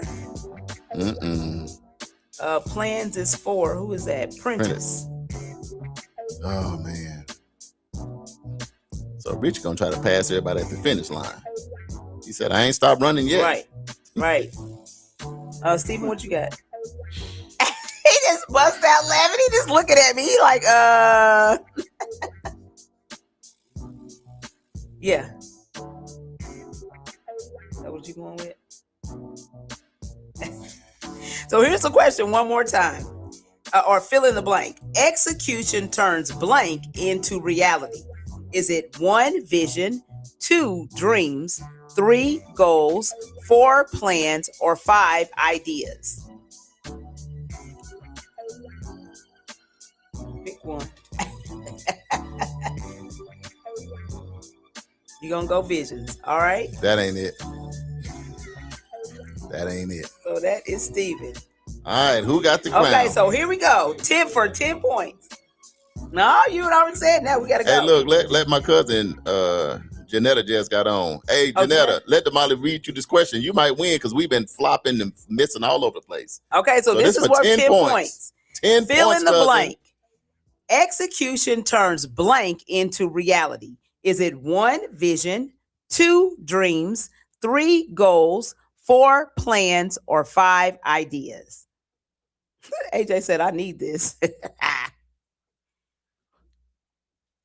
All right, Janetta, we're giving you the opportunity.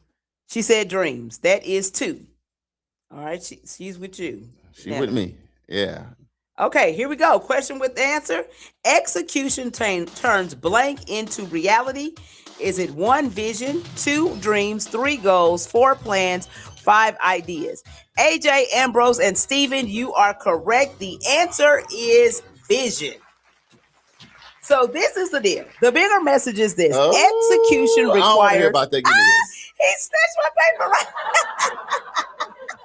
Give me this.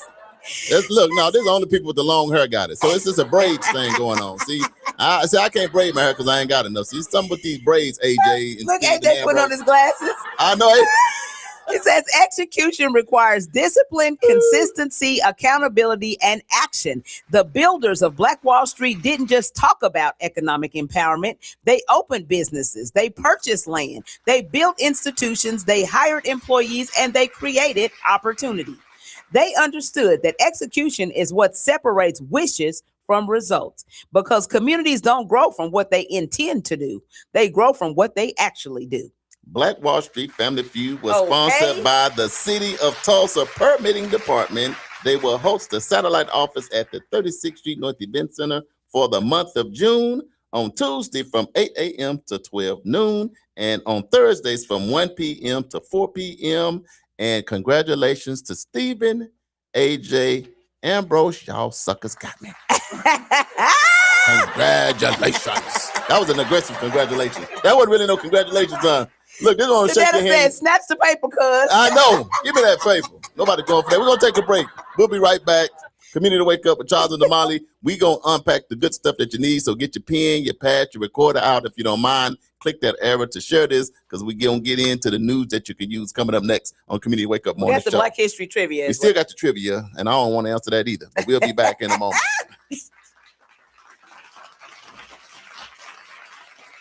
Are you or someone you know just as involved? Are you or someone you know in need of support services? Don't worry, Fitting Back In got you covered. We offer life skill workshops, career development, job search, substance abuse counseling, and more. We are located at 2121 North Harvard Avenue, Tulsa, Oklahoma, 74115. Give us a call at 918-592-3500. Follow us at Fitting Back In Tulsa. Also, visit us on our website for services at www.fittingbackininc.org. Our services are available only in Tulsa County. EduRec is the place where education and recreation meets. At EduRec, we have a host of programs such as Spring Break Camp, Summer Camp, and After School. It's located at 5424 North Madison Avenue. To donate, sponsor, or volunteer for any of our programs at EduRec, go to edurectulsa.com. Call EduRec today at 918-430-3947. And you can also visit us on any of our social media platforms at EduRec Tulsa. EduRec Tulsa, where education and recreation meet. You know what? It's really not that bad being up at 5 a.m. Damali, you know what? You're absolutely right. The only thing better is we on 5 days a week. 7 a.m. to 9 a.m. It's the Community Wake Up, our brand new morning show. Right here on NYCU.FM. And simulcast on KBOB 89.9 FM. We got your Black History Trivia. We got your medical report. Don't forget the police report. Your local, national, and international news. Always the latest on upcoming events. The Divine Nine and the HBCU check-ins. And most importantly, we can't do it without you. And make sure you join us each and every day. It's the Community Wake Up with Charles and Damali.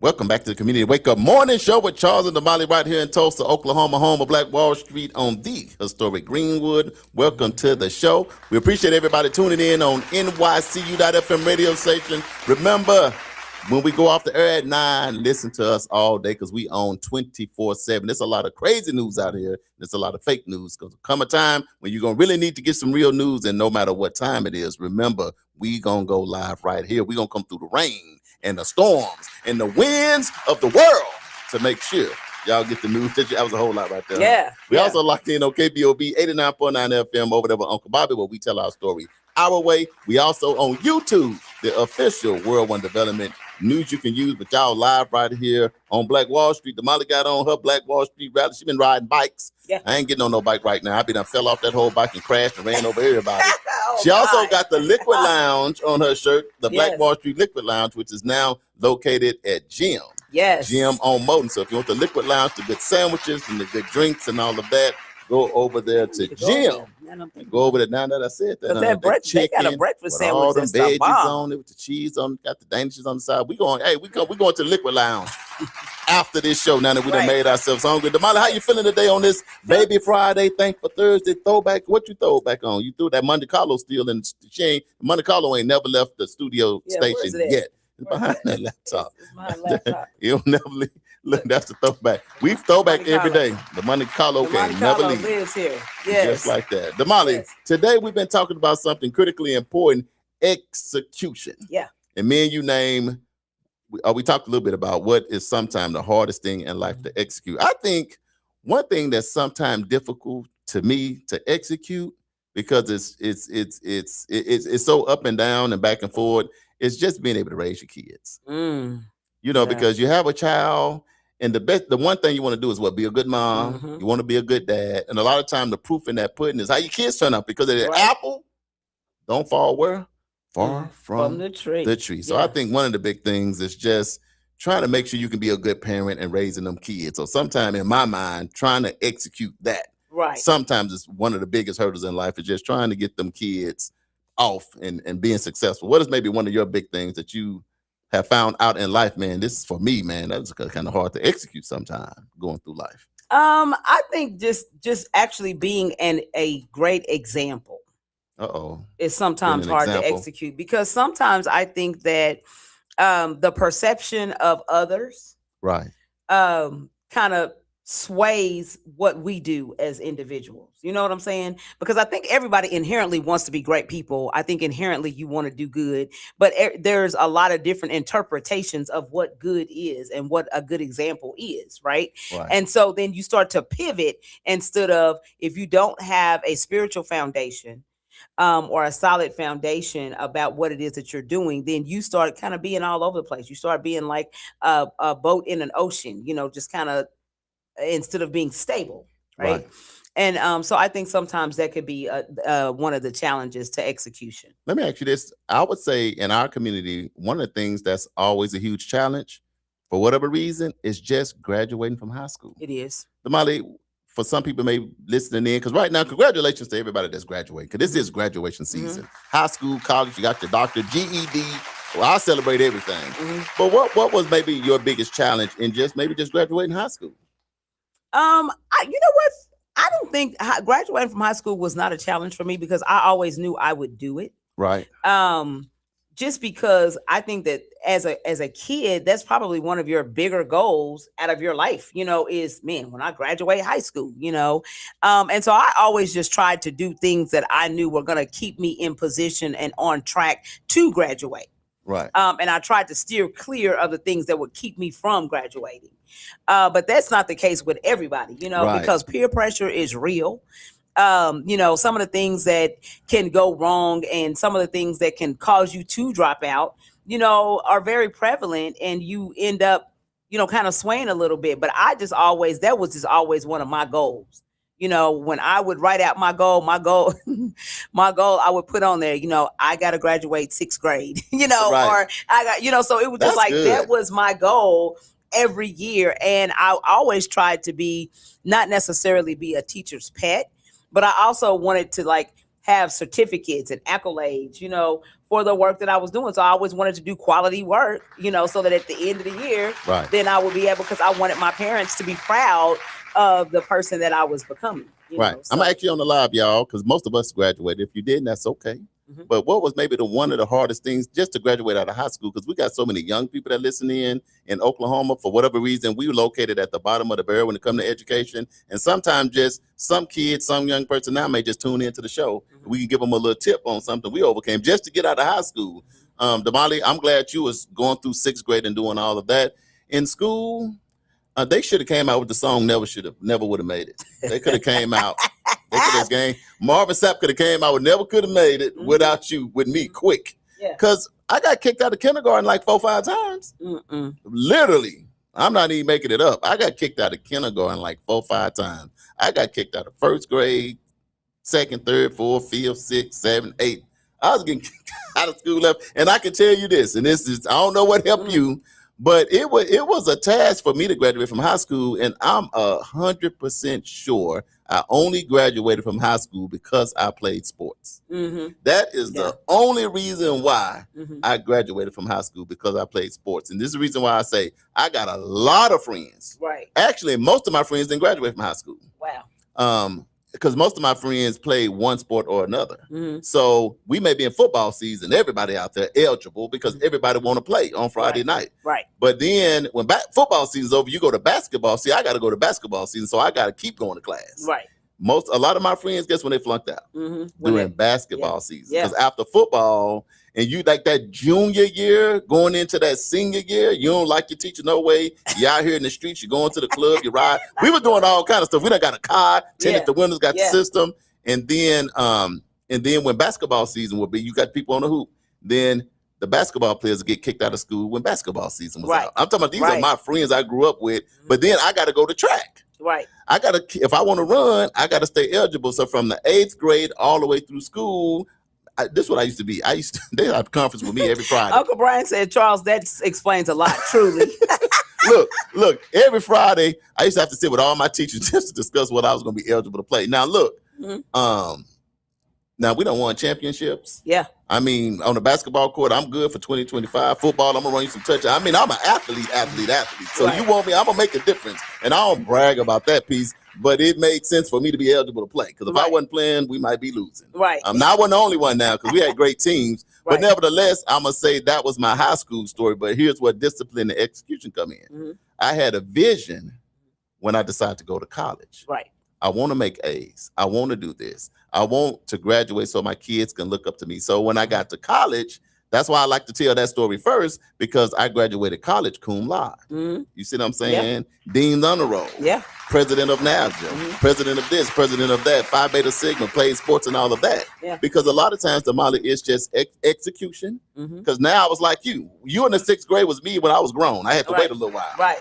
But thank God for a praying mom and a grandma and aunties that'll pink you and an uncle chest that'll talk to you and siblings that'll support you. So I'm just saying that to say it's kids out there like you, Damali, going to Booker T and they studious, and it's kids like me, they gonna fumble their way through graduation. They ain't gonna have a tassel. They just gonna have a robe on looking like a judge. But that's what me. So I can talk since it was me. But nevertheless, we're talking about execution. So for all of you graduates out there, just hang in there, because sometimes it's not easy, because I do think that at least graduating from high school kind of set you up to at least go to those next steps in life. So if you can get your high school diploma, don't let a teacher or a friend and all that. And I think one thing that hurt a lot of people in my school is, man, people start having kids. Yeah. Made it hard to execute. People start having kids, 10th grade, 11th grade, 12th grade, and then you have a kid. If you a kid with a kid, a lot of them had to go ahead and bow out. So I'm going to have to come get that diploma later. Yeah, exactly. You know? So. I can tell you one thing that happened to me, and I went to Carver, which was a magnet school, because they changed the system. Well, maybe a couple years before I got there, but so it was a magnet school. So the school that I was in made the difference for me. Because Carver Middle School used to be the only Black middle school that you could go to in North Tulsa in Black Wall Street, right? Right. And so, of course, the system comes through and they take our schools and change them into magnet schools and start to integrate them because of, what y'all know how that go. They done it all across every, And so for us, it became a badge of honor. Because you just couldn't walk from the neighborhood and just come over to this school, right? You had to be accepted into the school. And it was the same for Booker T. Carver was a feeder into Booker T. Booker T. Washington was the only Black school that we had in Tulsa. And everybody that before segregation, or before desegregation, everybody was going to that school, in the Black community. Can I ask you this? Yeah. We on a community wake up. So look, for us, we love everybody. Black, white, green, yellow, everybody. Let me say that first. But this just a historical question for me. Right. So in Tulsa, Booker T was the only Black high school that y'all could go to. Right. Y'all ended up one of the top high schools in the country or in the nation. Right. By the time I done showed up here, when I go to Booker T, I'm like, this is not a Black school. This is a white school now. Right. I'm just saying this just for my understanding. What happened because all I saw in like the 80s, 70s, 80s, 90s is just championships, high level this, ranked top 10, this. So what had happened was what? How does it end up now where it seemed like Booker T, like half of y'all ain't even Black no more? Right. I'm just saying that just... Yeah. No, I think that what happens, and I think it's systematic, is that any time that people of color get something where they're advancing past everyone else, then we got to figure out a way to water it down, because it can't be that there are that many geniuses of this particular race. It's my personal opinion. Right. Now, there's a system behind the madness, and so for this school to be located in the Black neighborhood in North Tulsa, you're busing kids from Jinx and Broken Arrow and all over, to come over to the Black school. Yeah. And you've dumped all of this money and programming into this school. We were already doing this stuff long before any programming came. Right. We had the most doctors that came from Booker T. Washington High School. Right. Before they turned it into a magnet school. We had the most professionals, period. from Booker T. Washington, period. Right. And so really and truly, you didn't really do anything other than you put a few dollars in it because we didn't have the money. We financed it ourselves. The excellence was already there. But the excellence was already there. Already there. We executed at a high level long before anybody even knew we was over here doing it. Right. But that's part of the system. And so today we're not talking about systems, we're talking about execution. So we're not talking about that because the thing about it, because we love everybody. We say that first, but sometimes the kids of 2026 don't know that. Right. And the history just like Booker T was already here and was this. Yeah. And now is this long before. And it's okay. But I just remember when I moved to Tulsa, then my kids went to Union because I just, you don't know when you just move into a new city. But then I remember when I was going to Morning Star that when Booker T got out, I'm like, where are all these Range Rovers and Corvettes and why everybody get on the highway going back south? And like, why would all y'all want y'all kids to come to North Tulsa? When I would look at the news all day, it'd say North Tulsa is negative and don't do this, gonna do it. But your kids are going over there to North Tulsa, the Booker T, because they got maybe the best teachers, the best education. Now, we're gonna find a way to do life together. Right. But at the end of the day, shout out to the Hornets, man. Y'all set a bar here in Tulsa, and when the getting is good, it is what it is. So back to my point. So my point was that Carver and Booker T became magnet schools. Right. And because they became magnet schools, then what that meant was they had a certain bar that you had to stay at in order to be there. Ooh, yeah. So because I got accepted, so you had to apply. You have to apply to go So to my Booker T. neighborhood school was Anderson. Right. For middle school. And so, and that's where my brother went, shout out to Anderson. My sister worked there and all of that. But so I had to apply to get in. So it's like, you're sitting on pins and needles like, oh my God, am I going to hold on. So before y'all made it a magnet school, everybody in North Tulsa just went to Booker T. That was the high school.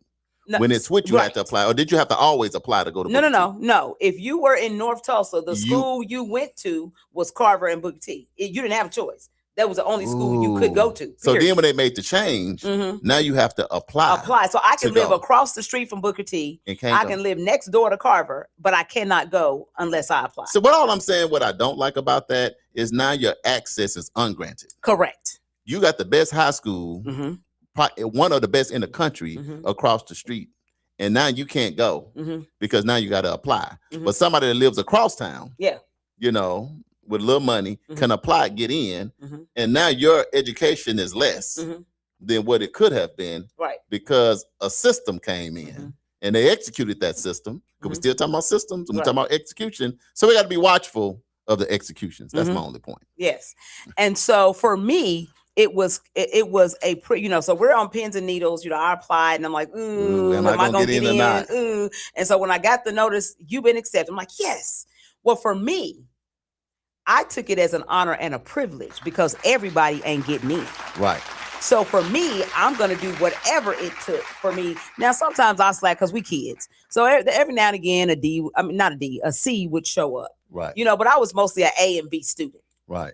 So every now and again a C because, I didn't like the teacher or I didn't like the subject matter or something, but for the most part, that's where I was. So I'll tell you a story, a little quick story that happened to me. So when I was at Booker T, it got accepted into Booker T, and I'm doing good.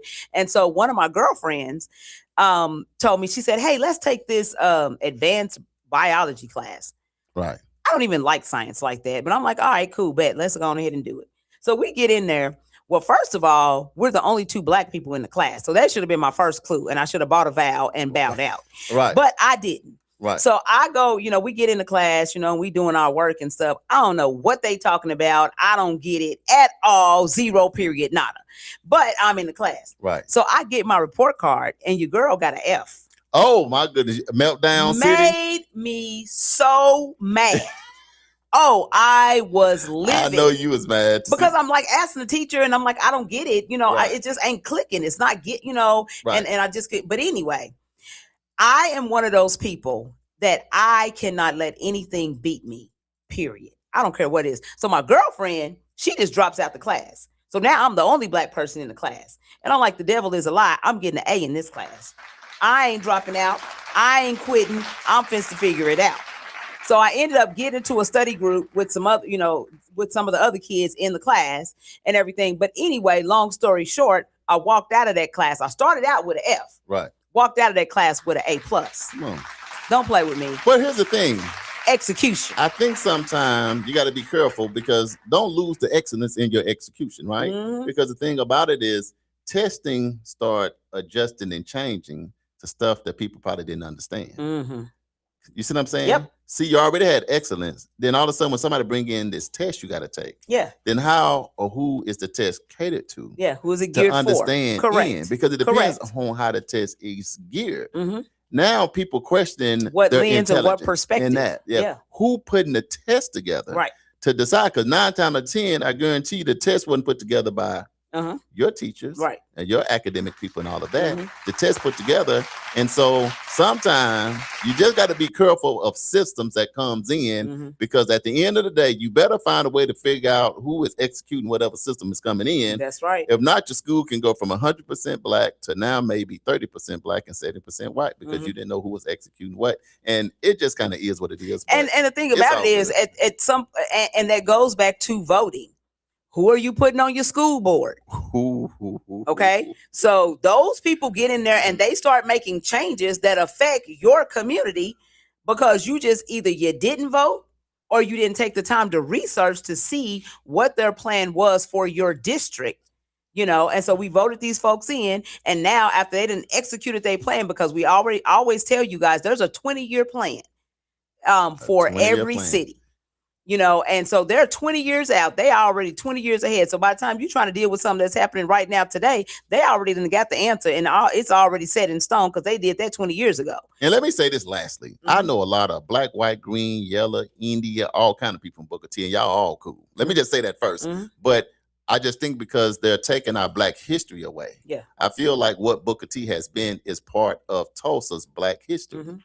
You see what I'm saying? When I understand Uncle Bobby at 70, 72, Mhm. he's the last all black class. Mhm. I just think it's important to understand Mhm. how things transition and what was here and what is now, so that you But can know can I where say it is that this? you're going. Yeah. So I'll also say this. So even in the big picture, grand scheme of things, Right. I will say that I have not been really opposed to other cultures being a part of our school system.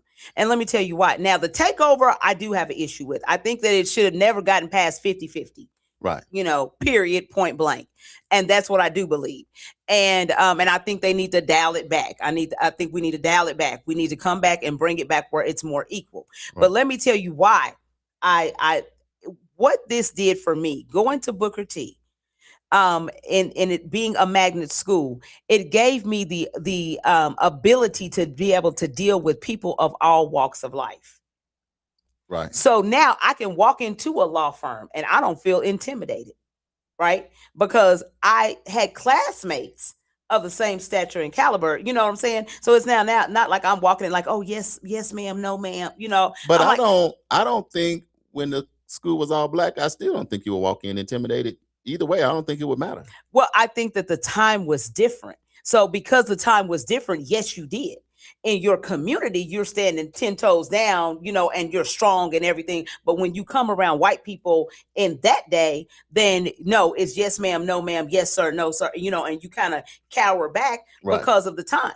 And we already knew Yeah. they burnt down Black Wall Street once before. Right. So They they might might try to try do it to again. do it again. Right. So then now you had a different stance, but being at Booker T and in my era, then it allowed me to be able to create. I have some great friends that we've been friends, and actually our cultures blended with each other. I think with that's some where of us. I kind of probably fumbled a little bit because I always thought I was everybody's daddy.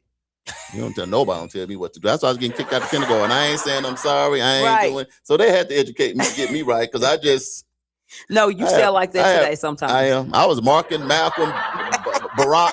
Now I'm cool, but I've always been like, I'm a man, you a man. Yeah. And I'm gonna respect you, and you're gonna respect me. That It's part. a two-way street. And Yeah. if you're not gonna respect me, we're gonna fight. and we gonna fight. It ain't nothing Look, else. and you might win the I'd fight. knock the stick off your shoulder. I'm gonna knock every stick you got because I've always and I teach my kids that's a woman, you're a woman. Keep your head up. Now you respect people, but you make sure people respect you and you don't cower down to nobody. No, I agree. You know what I mean? Because we all, to me, is in the image of God. Yeah. And we may have the shenanigans in this world that go on. Yeah. But we ain't walking through. We gotta come. We kings and queens when we coming through here. And I'll say this, like when the George Floyd situation happened, we have a Booker T chat, from our class of 86. And I mean, some of my classmates was in there. They was you thought they was Malcolm X. I was like Louis Farrakhan. I'm like, hey, chill, hold on. Let the black people get it. And we joke with each other and talk about it. But we're like, hey, hold on, let the black people figure out a plan first. I was like that with my classmate Jeff Cathy that went with me to college. Yeah. Oh, that was my road dog to the end. Exactly. So. But it allows you to realize that people are people. When the black dude's ready to jump on him, I'm with Jeff. And when the white boy's ready to jump on me, he with me. Yeah. So that's when you real true friends. Linda Lambert said, and he fought. Talking about you. Yeah. Don't snitch on me, cousin. Yes. I just was the keynote speaker. Go ahead and let them teach before you get married. Right. No, I'm just playing. But nevertheless, like Miss Linda and their family, I came up with strong people and that loved and respected everybody. Yes. But still, so it was just. And so I think that it for me, it taught me how to deal with people of all walks of life. I agree with that. And because a lot of these folks were, bussed in. So some of them, their parents were well off. One of the, in Tulsa, we have a car dealership, Dunges Brothers Ford. I don't know if they're even still around anymore, but one of the Dunges kids was in my class. So his family, we all know, like, oh man, your daddy owned the car dealership, So of course you think they got billions of dollars. And it's like, do you see all these cars out here? They ain't sold not now car. No, I remember when I started traveling even to other countries, y'all. I'm just being, and that's why God go along with me everywhere I go. Right. Because people tell when you travel, certain cultures, they see you a certain way, so they'll break in front of you and they'll do this and they'll do this. And the whole time when they're telling me that, guess what I'm doing in my mind? Yeah. No, they ain't. So I done been in other countries and somebody just break in front of me and I go like this. Excuse you. Back up. What you doing? The back of the line is back there. Around here, remember on the airport, on the airplane, the dude said, oh yeah. Hey, you ain't breaking in front of me. You better wait our turn. I don't care your race, your culture, don't matter. Or nothing. But here's the thing. I'm not going to break in front of you either. So I'm going to respect you and your family, your culture too. So it's a two-way street. So it's not just my way. But if you think I'm going to be at a counter and you just going to pass me and talk. Hey. Look, I don't speak your language. You don't need to. You're going to speak a language in a minute. If you don't move. Understand this. Because at the same time, I just think we live in a time where our kids and our next generation got to know, man, we got to live in a world where we got to respect each other. Got to respect each other. Because when people feel like they can disrespect you, you don't know how far they might go. Yeah. And since you're not willing to go that far, because that way you ain't got to end up killing somebody, going to jail. So just go ahead and say what you need to say in the most respectful way that you can to say, look, I respect you. I don't know what you think you're doing, but hey, we gonna have to be cool because guess what? We got to be neighbors. We got to try to make this world a better place because I don't want my kids or my grandkids seeing. And I know we've been through some things. We've been through slavery. I understand that. Right. But it's still 2026. Yeah. You know what I mean? Yeah. That's all. Absolutely. Okay, let's go ahead and get to the Black History Trivia question. Let's do it. The execution edition. Here we go. This is another chance for some of you guys to redeem yourselves. If you feel in some kind of way because you did not win. I might be unrecoverable. It's Black History Trivia with Charles and Damali. Let's do it. All right, here we go. Black History Trivia Execution Edition. Which Black entrepreneur saw the need for a national business publication focused on Black professionals and executives, then successfully launched a magazine that became a trusted resource for business leadership and economic empowerment? Was it A, Earl G. Graves Sr., B, John H. Johnson, C, Kathy Hughes, or D, Byron Allen? Read it again. Which Black entrepreneur saw the need for a national business publication focused on Black professionals and executives, then successfully launched a magazine that became a trusted resource for business leadership and economic empowerment? That's Byron Adams. Was it A, Earl G. Graves Sr., B, John H. Johnson, C, Kathy Hughes, or D, Byron Allen? AJ says B. Who was that? AJ, John H. Johnson. You say Byron Allen, which is D. Yeah. Charles. AJ's got his thinking cap on. Nah, everybody's just studying. I love it. Everybody else is frozen. Uncle Brian says A. I don't even know what it is either. I just Stephen, what you got? sometimes you just got to go for what you know. Teresa, what is LB? I'll be sure. What? The LBC. You know she's from California. Okay, yeah, she tripping. Let me see. Prentice says A. Richie says B. Teresa says B. Okay, all right. That was a typo. Okay. Here we go. Question one more time. Stephen, because you need your answer. Right. Linda Lambert says A.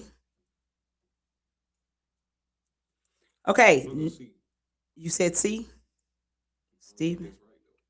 Stephen says C. Okay, here's the question one more time. Which Black entrepreneur saw the need for a national business publication focused on Black professionals and executives, then successfully launched a magazine that became a trusted resource for business leadership and economic empowerment? Is it A, Earl G. Graves Sr., B, John H. Johnson, C, Kathy Hughes, or D, Byron Allen? Let's see. What is my answer? No, my answer is wrong. I think it's B. What is it? B is John H. Johnson. Is that what you want to change to, or what are you? Yeah, I'm going with B. Y'all are all over these two. Yeah, these two is all over. This called discombobulation. All right. Well, let's go ahead and go to the answer. The answer, let's see who got it right. Brian Prentice and Linda. The answer is A, which is Earl G. Graves Sr. He was the founder of Black Enterprise magazine in 1970. He recognized the need for a publication dedicated to Black business owners, executives, and aspiring entrepreneurs, and executed a vision that helped educate and empower generations of business leaders. He didn't just talk about economic empowerment. He built a platform that taught people how to achieve it. So the bigger message is this: execution is about identifying a need, creating a solution, staying committed to the mission, and building something that serves others. Because opportunities don't become realities on their own. They require people willing to execute the vision. So the takeaway on this is the difference between a dream and a legacy is execution. So that's been today's Black History Trivia question. What's the name again? Graves, Earl G.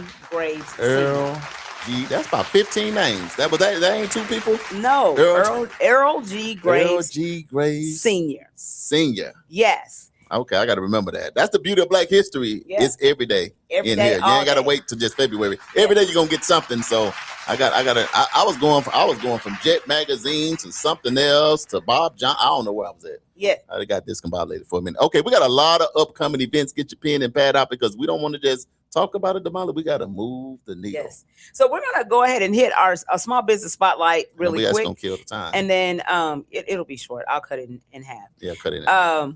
Okay, so today we're shining the spotlight on Uncle Rose's Wings and Things. Oh, yes. If you're looking for great food, bold flavors, and a local business that's making its mark, Uncle Rose's Wings and Things is serving up delicious wings and comfort food favorites that keep customers coming back for more. All my cousins from Arkansas, when y'all come here, I'm taking y'all straight to Rose's. Rose's is the bomb. You gonna love it. Whether you're grabbing lunch, feeding the family, catering an event, or satisfying a craving, Uncle Rose's Wings and Things is committed to providing quality food and excellent customer service. They're bringing a great food and great energy to the community. Now, if you guys don't know, they are actually opening their 4th location.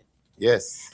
So they're going to have one in South Tulsa, one in North Tulsa, one downtown, and then there's another one in like East Tulsa. I like so, and they're all coming online at the exact same time. As a matter of fact, today they're going to be hosting at the North Tulsa location. They're doing a job fair, so they're hiring folks. So if you are looking for a job, then go online to go to Facebook to Rose's Wings and Things.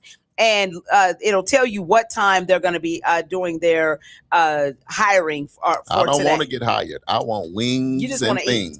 I want the wangs and things. Right. All right, y'all. So look, congratulations, Rose. Community Wake Up. The most important thing for us is moving the needle. And it don't matter if you local, national, international. Trust when we say this. Tulsa, North Tulsa is an innovation hub. Yeah. You talking about 4,000 jobs. And we talking about livable wage, good jobs, housing, development. Everything is going on. Yeah. Right now on Black Wall Street. Yeah. So it don't matter where you're from. If you want to pull up to some of these events, come down, get engaged. You never just know. You might just want to invest or do something no matter where you're from. Right, Damali? Yep, absolutely. Let's go with it. Get your pen and pad out. Okay, so here we go. Karan Hall Birthday Bash, an official New Jack City after party. Yeah. And EP, which is album, release party with special guests Tia Marie, Jay Friday, and Big Bub. I like Big Bub. Big Bub from back in the day. Big Bub from back in the day. Tulsa. Gonna be here. We're gonna try to get him on the radio. Okay. Yeah. He's gonna be here on June 6th, so that's on Saturday from 8 o'clock p.m. To my daughter's birthday Saturday. It's a holiday. Oh, that's right. That's right. Glow. Yeah. Shout out to Glow. It's Glow's Happy birthday on Saturday. So June 6th at 8 o'clock p.m. to 1 o'clock a.m. at the 36th Street North Event Center, located at 1125 East 36th Street North. You have to be 21 and older to enter. Tickets are on sale at ticketstorm.com. Cousin Linda, have a good day. She said she had to jump off. She'll see us All right, tomorrow. see you later, Linda. Loves to you. Have a great day. The EduRec Unplugged Summer Camp is happening starting on Monday. Got 10 June slots. the 8th. Got 10 slots only. Yes. Come on. June 8th through July 2nd. Registration is $50. Tuition is $20 a day. Go to edurectulsa.com to register. Mayor Monroe Nichols is having a community public meeting on June 9th at the 36th Street North Event Center, located at 1125 East 36th Street North, from 5:30 p.m. until 7 o'clock p.m. He is going to have a lot of his cabinet at the meeting. They're going to be talking about a lot of different things and a lot of different topics. They want to get community input. So make sure that you come in, because you cannot complain if you don't participate. Damali, let me ask you this. When you kind of think about it, on like just let it hit home, when you have a event center that you kind of own and operate and the mayor is coming to your building, how does that kind of make you feel just a little bit that the mayor is coming to your spot to? Well, I am very proud of the relationships that we've been able to cultivate over the last 10 years with the 36th Street North Event Center. There are so many people that come to our facility that I never thought I would ever rub elbows with ever. You know, I never thought that we would have Maxine Waters in our. We never thought the motorcade gonna be at the events, and we never thought the people from the White House Secret Service agents gonna be climbing on our roof. We were like, get down. Well, stay up there. You got a gun. But anyway, that's not the point. But I mean, Jay-Z and Beyonce, Maxine Waters, people from the White House, it's be all kind of people. We have to sign waivers. If Oprah people come here, they be recorded. It be all kind of stuff going on when you got a 5-star location. So just know when you have an event center like this, that is, if we 5-star, 4.8, 4.7. Well, I mean, you kind of fluctuate, 4.8, you know, 4.8, but it's always over 4.5.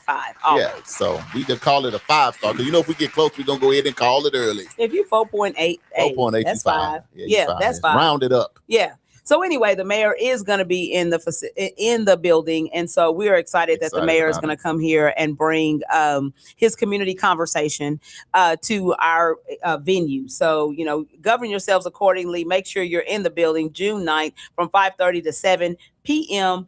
And ask your questions. You know, if you don't like the job he's doing, or if you do like the job he's doing, come and let him know about it. Have a conversation. Have a conversation about it. Don't forget, June 16th, we're voting. So you need to make sure to govern yourselves accordingly. Probably next week I will, next week I will make sure that I pull the ballot so that I could tell you guys what's on the ballot for those of you who are in North Tulsa. What you will be voting on. We're going to unpack the ballot. Yes. So we'll have that next week. The Tulsa Empowerment Network and World One Development is hosting the next community convening on June 20th from 9 o'clock a.m. until 11:30 a.m. This meeting is for developers, entrepreneurs, not-for-profits, and community members. We're going to have Greg Shaw. He built Jim at Moulton. Okay. And doing a library. He's a lead developer. He's a brother. Been doing big things. So he's going to be here with his presentation, him and his team. We're going to have Terrell and LaShawn Ellison of EIG Builders. Man, from $200,000-$300,000 up to $1 million homes. A brother and a sister right here in North Tulsa doing it big. They're going to be in the house. Merton Huff of Capital Homes. Now, for you people that need to get a home, I've been keep trying to tell y'all. Now, if you want a tiny home, that's fine. But these are not the tiny home edition. These are 2,000, 3,000 square feet. These is 3, 4, 5 bedrooms. These are 3-car garages. These are the same homes you see in Owasso, Bixby, Owasso. Any of these places going to be right here off 36th Street North. I've been driving over there. They coming. I've been checking the wood. Is this real wood or not? Because I want to know. Me and my cousin April. Shout out to my cousin April. We was over there the other day. Man, great quality products and everything is coming. So look. This is a program, y'all. They're giving you $20,000, so you ain't got to worry about down payment and all that. If your credit is in the 500s because your mama put the electricity bill in your name, that wasn't your fault. Come see us. You're going to be able to get a house. Home ownership is the most important thing, y'all. That's the most important thing, Damali. So come get your house. We'll make sure that we bring next week. We'll pull out, the floor plans, and we'll show you guys again some of the houses that are going to be built over here at 36th Street North and North Peoria. And Merton Huff's going to be here to tell you all about it. Come here, fill it out, get the paperwork done. You don't know what you don't know. Exactly. And then the City of Tulsa Permitting Department is going to be present. So all y'all people building all this stuff in your house and you're not supposed to. Just come out the file. If you're trying to move a wall in your house, you need to get a permit. If you're building an addition, an extra room on the back of your house, you need a permit. Grandpa done put a whole chicken coop on them, attach the chicken coop to your house. Right. Your son's thing is leaking. Sometimes you just got to get a permit, y'all. You get the whole house done burnt down in 5 minutes because you ain't get the installation ain't right. Right. So wiring ain't right. Wiring ain't right. Like, what's that smoke? You got to get a permit. Yes. So nevertheless, lease comes so you know what you're supposed to do. Right. Now, I don't know what Bruce Leroy going to continue to do, but lease comes so you know what you're supposed to do. So the portal, what you're supposed to do to expedite that situation, we're going to have the permitting department here. And as you guys know, the permitting department is currently in our facility, the 36th Street North Event Center. They have a satellite office on Tuesdays and Thursdays. On Tuesdays from 8:30 or 8 o'clock a.m. until 12:30. On Thursdays from 1 to 4 o'clock p.m. And then Juneteenth is going down. It's going down the 19th through the 21st. The original Lakeside Band will be the artists. They were here last year, but they did not get to perform, so they're going to perform this year. You can register because remember we talked about registration, and we're going to have Lauren come in to talk to you guys about the registration on next week. But you can register at TulsaJuneteenth.org. Again, TulsaJuneteenth.org. Go register. And tomorrow's conversation is going to be about consistency over perfection. Let's do it. Is what we're talking about. So if you'd like to advertise your event, you can go to nycu.fm and leave an inquiry. Somebody from our office will get back in contact with you. And don't forget, the views, thoughts, and opinions expressed on this program belong solely to us and you, and any guest, not necessarily to this station, affiliate, organization, committee, or other group or individual associated with nycu.fm or KBOB 89.9 FM. Tomorrow is the weekend, baby. Y'all have a blessed Thursday, Throwback Thursday, Baby Friday, and all that. The Community Wake Up Morning Show. I'm one of your hosts, Mr. Charles Hopper. And I'm Damali Wilson. With our producer, Mr. Stephen Keys. And we gone. We'll see y'all tomorrow. It'll be the weekend, Friday.